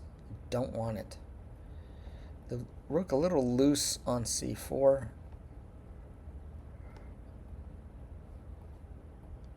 But not loose enough. There's a back rank mate potential. No, there isn't. There's no real back rank because he can't get the queen to cover the h2 square and checkmate on the back rank, and he can't flip-flop these, position these two pieces. This is the move that... Okay. I'm not sure I see his point.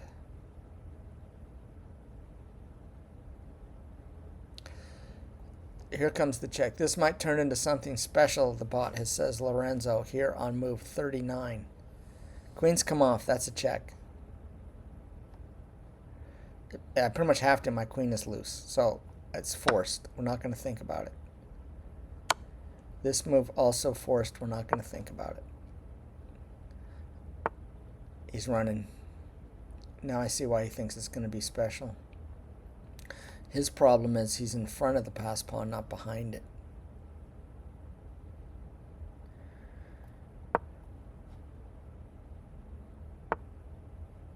He wants this pawn. That's nothing. That's not a consequential pawn. I think he should have gone over here. Because I might be able to cover everything now.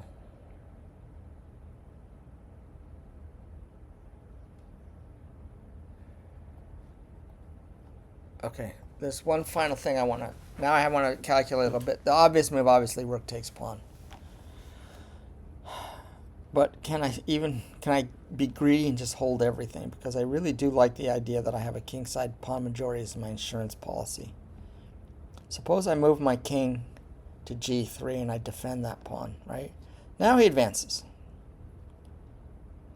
But how, in the name of Sam Hill, does he actually coronate it?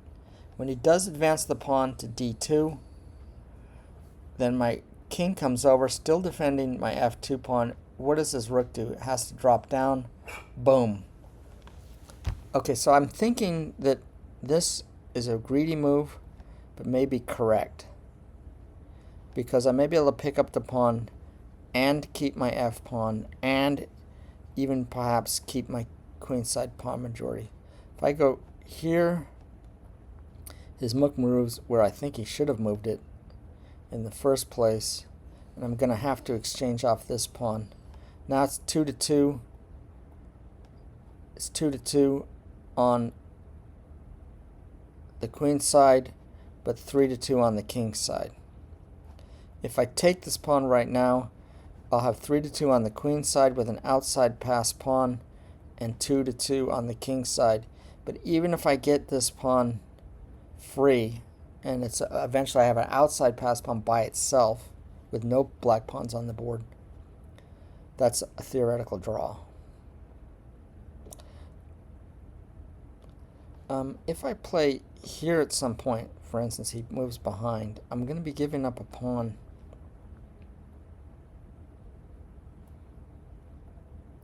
It's 6 to 1, half a dozen the other. I think this is a draw, honestly. It might be a theoretical draw. That's what I think. If I had to guess, if I had to put money down in Vegas. He could, computers are silly sometimes, he could try to defend this pawn, and every chance he gives me to hold on to my pawn majority, every opportunity he gets. If he goes there, I can continue to move my king across.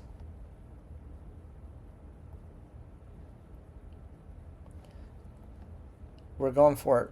Could be wrong. He's telling me it's wrong. That's what the computer is saying to me, but I don't see how it's wrong. This is going to have to show me what's wrong. I obviously can't take the pawn now, but I can play here. There's no check. Okay, he wants that. He wants the queen. I do have a check.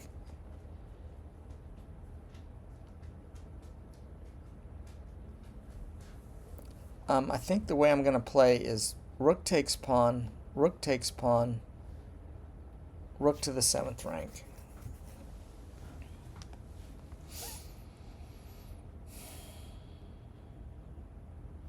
The other move is c6. Threatening pawn takes c7. That will force off one of these pawns. He's going to have to move his rook a second time to attack it. It's the same kind of concept. He takes the rook, and now he's in front of his pawn.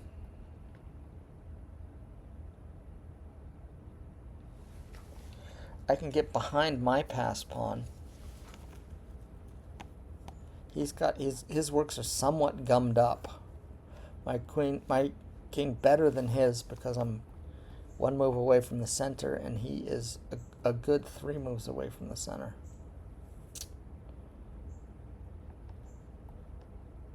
That's what we're gonna do.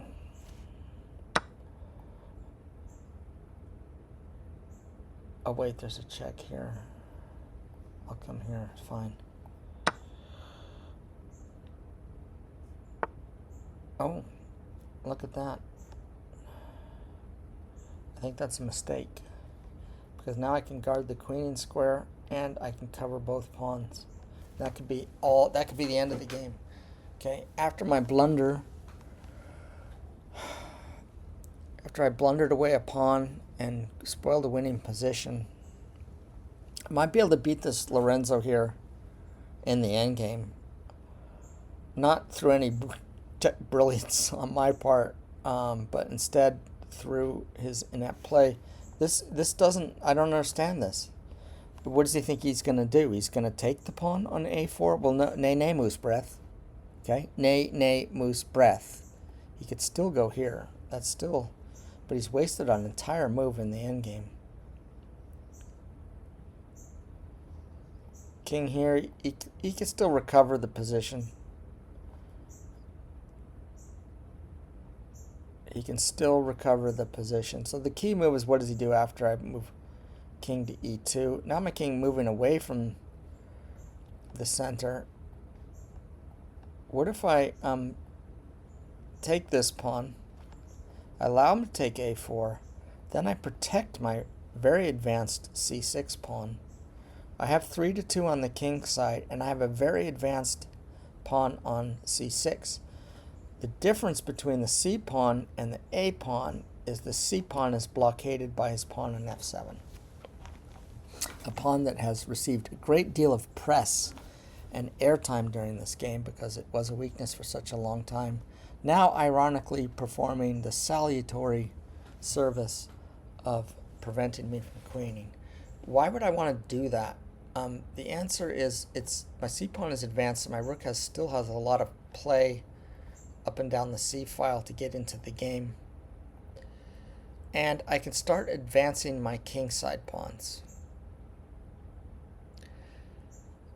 If he gets too tricky with his rook, and I get my rook attacking this pawn. It's a bit complex. So we're not going to go for that. I think he now has to play bishop. Nice attack, he says. I'm jealous. This doesn't work either because I can defend the pawn. And he's put his rook really kind of off sides. Just look how offside that rook is. The rook can neither move effectively along the A file nor along the C file once I protect, or the 6th rank, once I protect the pawn. You can't even get behind this thing. I do have a check here. It's always been there. Don't want to provoke him to move his king to a good square. Right now he wouldn't be able to move his F pawn because the check to get him off the back rank onto the 7th rank. Check again and take. So I'll go here now. I almost grabbed the pawn. Greedy me. There he is, and I no longer have that little trick, but I do have this pawn free. Thank you. Now I have two sort of trumps. I have an advanced C pawn and a passed A pawn. And I have a kingside pawn majority. This is winning. The question now is a matter of technique. One idea, move the rook up just one file, further potentially cutting off his king. But I dropped this pawn, so I can't do that yet. I gotta improve the position of my king and start the advancement of my kingside pawns. I think the way to do that is to start by playing h4. He's now moved to a more active diagonal. He wants to cut. He could cut my king from these pawns. Not the end of the world, because as soon as he comes off the A file, guess who runs? That's right. He's also, by moving to A8, taking his eyes off the ball on C6. He'll have to come back, and I'll have to come back. So that's kind of perpetual. I don't have time. I don't have two rook moves. King here. Now he can't cut me. My rook is holding down both these pawns for the time being. The more he takes his eye off the A4 pawn, the more it can run. If it runs with my rook behind it, he's going to end up with his rook stuck on A8. And then I should be able to create possibilities. So let's get my king in. I want to outnumber him. That's how you win endgames. 1, 2, 3 to 1, 2, 3, 4. I have him outnumbered, not counting the rooks. My king can come here or here. Where does he want to go? Here maybe, but then this really becomes a dire threat. This is going to start running, Lorenzo. It really is. He could move his rook here, so I want to stop that. I want to stop that because his rook on E5 would prevent me from moving my A pawn to A5. So here, and there's no check yet. Comes to the H file. I don't think he really knows what to do. He is preventing the move that I thought about playing, which is H4. Getting, again, you always want to lead with the pawn that has the open file. Now I can't move this pawn at all, nor can I move the G pawn. So he does have me in a pin, and even more importantly, he has a tactic that would force my king to either G3, the safer square, where I can support the advance of the pawn, or to G4, where I'm still theoretically in danger, because he could move F6, threatening F5, threatening rook here. So it's not so easy. What if I give this up? I can't. No, it's just silly. If I give it up, what if I give this pawn up? Okay, what if I sacrifice that pawn with the idea of really putting his rook offside? So I play G3. Now I'm preventing the skewer. But he really grabs the pawn. His rook is now in H3. Then I start the run. He's got to get back. He may want to get back to try to get behind my pawn. But if he does that, by moving his rook to h1 to a1, I get my rook behind the pawn first. I'm faster. If he decides to come back by playing the rook to a8, so then I can still continue in the same fashion. It's not perfect. It's not perfect. It might not be the time yet. I don't know if I should be sacrificing my pawns. King here. Then I can play h4. I'm going to play it safe. Just get out of the tactic. Where does he want to come with this? That's not really nothing. I can move here. I can move here, which might be better. I can move here. I'm not sure how to play this. I think past pawns must be pushed, so this is the move that cries out. If my rook somehow ends up having to defend both pawns on c5, he can attack my rook by getting his king to d6, where this pawn might fall. I might be able to stop that. It's really tricky. I need to create an outside pawn here. I need to get a second threat on the other side of the board. Another idea, and perhaps I should have thought about it, was if I had given up my h pawn, I might have had time for this. You know?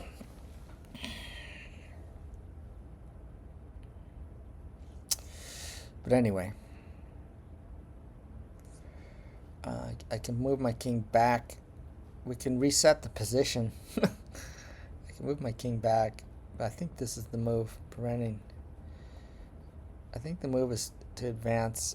Not a5 though. Is there any real difference between my rook on defending both pawns from the c5 square or defending both pawns from the c4 square? The one difference I thought of is the black king can attack that rook easier.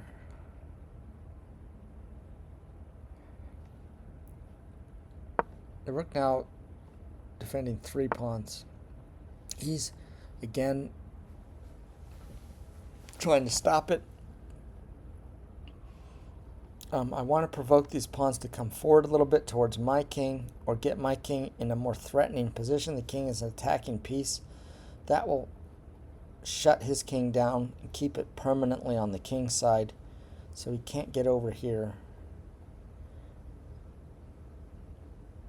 Still have the move a5. He'll come back. I defend the pawn, but I don't need to play it just yet. I'm going to improve my pieces. He no longer has his little trick. Oops. He no longer has his little trick. If I go king here and he plays, boom. So I go king g4. Let's say he plays king g4. Let's play it again. There's a glitch in the matrix. Let's say he plays f5 check, right? And I say I'm just going to move my king even further in. Well, boom. That's check. My king comes out. Boom. I probably have to play here. Boom. Okay, it's just disaster. This would be a disaster.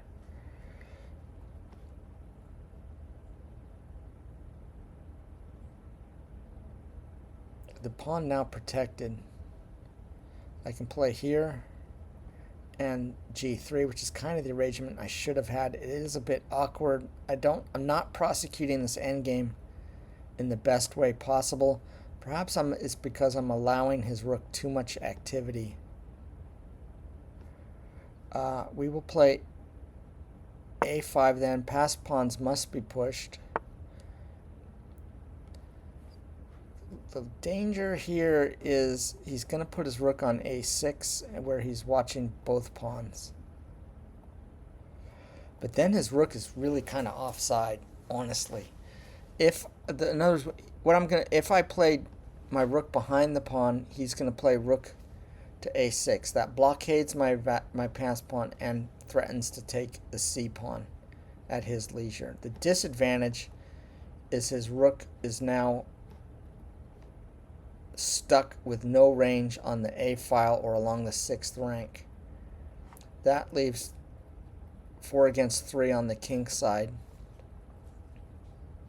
But my rook not doing as much either. So I'm going to advance my rook to c5. We're going to reset. He's now attacking, but the difference here is I've covered both pawns. His rook no longer has scope on the a file or across the 6th rank. My king can now get into the game as an attacking piece. I believe my h-pawn is properly placed now as the lead pawn in my pawn majority and the one with the open. So now I'm feeling good.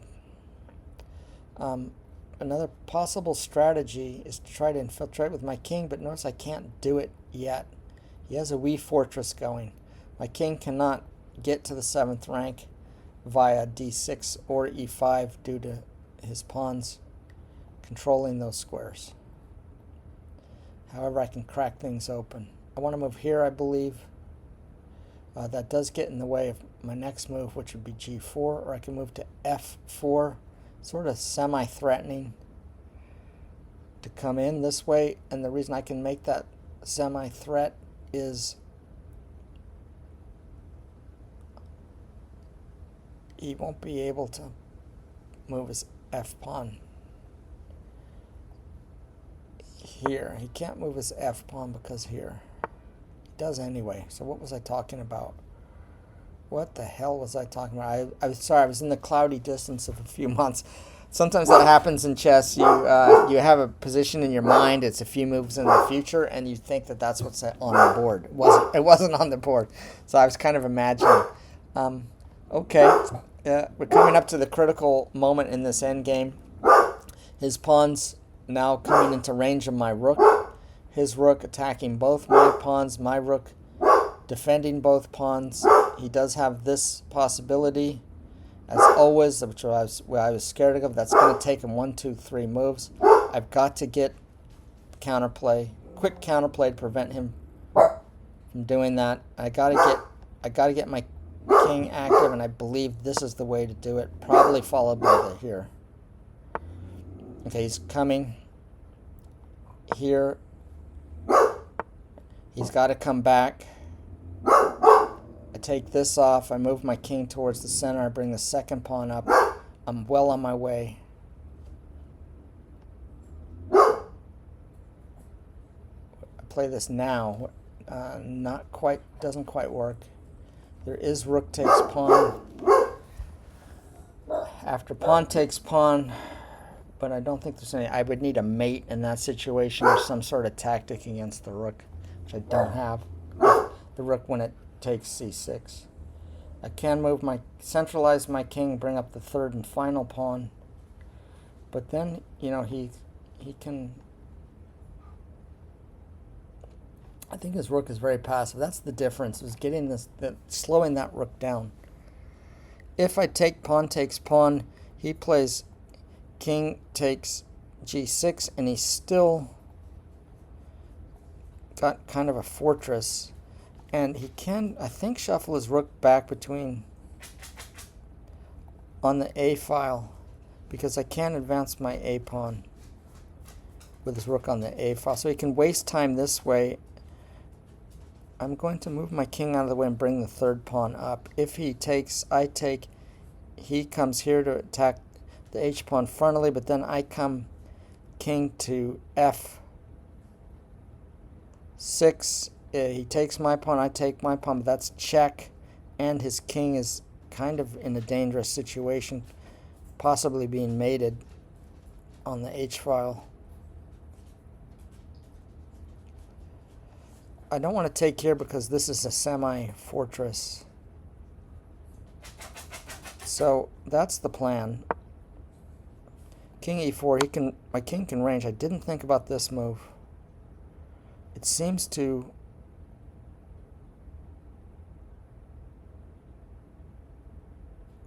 what, Camp? What seems to what? Okay, well, I got to do this. Now he's going to go here. That's swift. Yeah. But I got, now my pawn majority is a double pawn. My rook protecting all three. Maybe I could just simply move over here and pick up this pawn. He's going to have to defend it.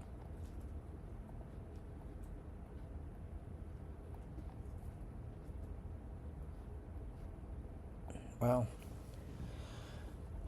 rook here is the other way. Escort this pawn to victory. But I cannot get my king outside this box. Of course, I could always stop his h pawn with my rook, but then I'm potentially losing both of these pawns, and he has a backup pawn on f7. So if I move my king to f4, approaching his outsider, he defends it. This comes here. Now my rook is threatening to take here. If I can get a take check, I can always return my rook. I could also get checks on here. So let's bring my king back in. He's going to defend that way. He's got kind of a fortress, but his difficulty is that pawn is covered here and here. I can waste moves with my other pawn.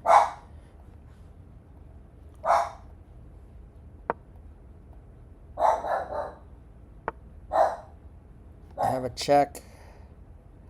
I give up a pawn, but then I go here. He goes here. Advance. Here's a check. That's quite nasty for him. And it gets my other f-pawn rolling. It's a very interesting geometric situation with the double pawns working together to control important squares and making this very deadly for him. His rook he's abandoning. The man has abandoned. Lorenzo is abandoning his blockade on the a5 pawn.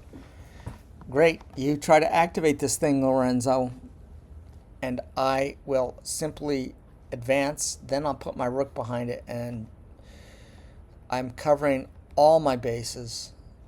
I have a two-pawn majority again, where I was so long ago when I blundered. Do I have to look out for the mate? I always can escape this way. I don't. So, is there any other proving move I mean? No. So there it is. Check. Forced. So we're not going to think about it too much. I could come back to the H file. No reason to do that. Now I've got shielded by my own pawns. I'm surprised he didn't come back here and try to defend by checking me if my king pops out. I may end up having to sacrifice a pawn. So the question now is, do I push the a pawn with the idea of eventually tying his rook down to the a8 square and then trying to out-tempo his king? The issue I will have is he will be able to check me whenever my king sticks his head out. The other thing I can try to do is activate my rook. If black does spend time on capturing my a pawn, my beautiful a pawn, I in the meantime will be severely harassing his king, setting up checkmate patterns, possibly winning his c pawn, and pushing this pawn for victory.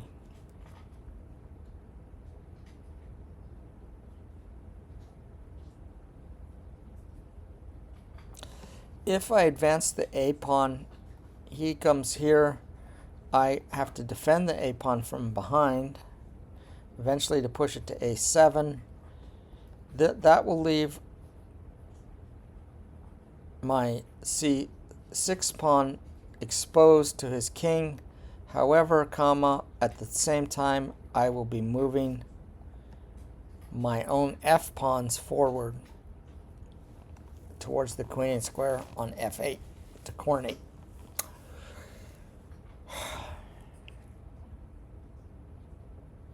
The move I kind of want to make is activate my rook. Okay, so we'll look at it. Just there needs to be immediate payoff if I move rook e5. He attacks my a pawn. I check him because Patzer C's check, Patzer makes check. I'm also defending my c6 pawn. He's got to abandon 6th rank and go back to the 7th. I move my king in. He takes my a5 pawn. I move my king closer.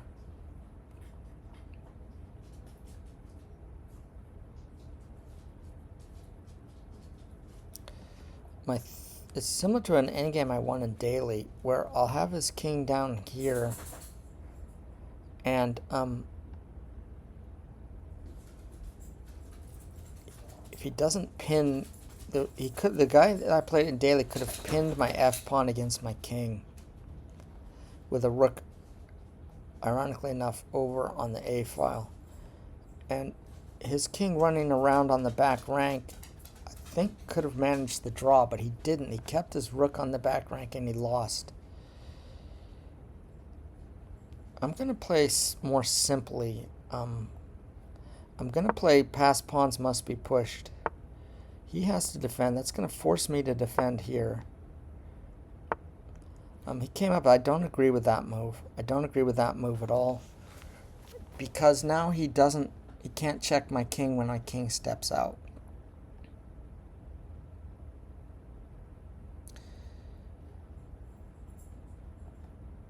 He's got to move the rook or the king. I think that's a mistake again. Why not move the rook back?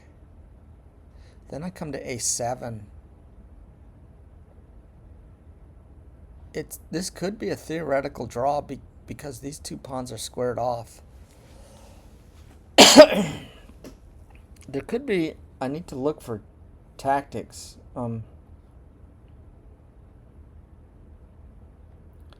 I really want to push my pawn to f6 to give my king shelter here on a more advanced square on f5. And the way I can do it is this way.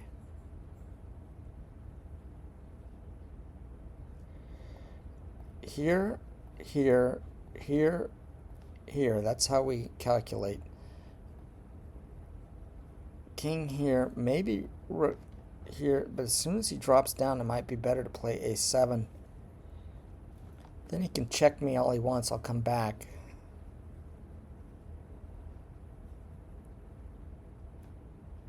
Could still be a draw, despite all this nonsense.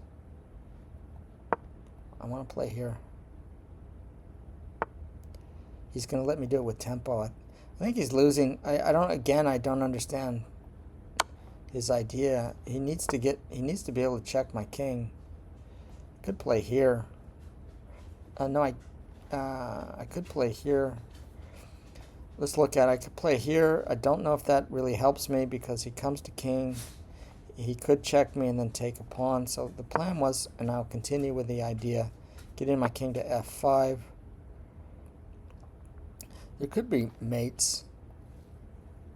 That really is my opportunity. If he's on the back rank like he is, I'm just about to lock him down to the back rank. He can't escape out the back door from mates. I think he's dead lost now. This is a similar pattern that I won. My rook ended up moving here, here, here, but eventually I was able to park the rook and get the mate this way. And I might have that exact situation here. The thing about his king on G. Okay, so let's talk about. I had a very similar position. The problem with his king on g8 is this check. He comes back, this check. He has to vacate and the pawn queens.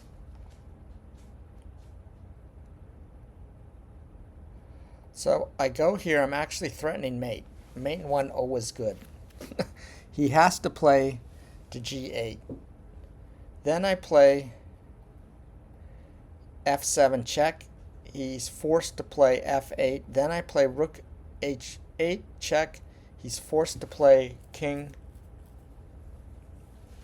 e, and then check. It's game over. Alright, so what is his defense then? Well, I just did all that calculation. He has no defense. Mate in 1 always good. Can always put the rook back. If it's... Okay, now the check. This is a tactic I exact, virtually similar position to what I had in a daily game that I won using this exact maneuver. But at that time, all I had was f pawn. There was nothing, no other material, and he had a rook. And his big failure in that game was did not defend laterally. Check. Now we're just gonna finish him. And it's going to be, I'm going to finish him in a ruthless manner. Okay, he can't escape out the back door. Here, I don't want that. That suggests queen. Here,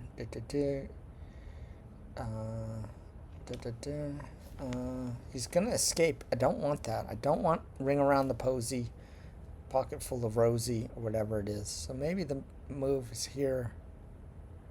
Check. Forcing him here. Yeah, it's not really what I want. His king is not threatening anything. Maybe putting the rook on this file first, then here, and this is close to mate. It's close to mate. I think putting the rook. We've got to build a mating net. I want to finish this as efficiently as possible. This pawn can drop, I don't care.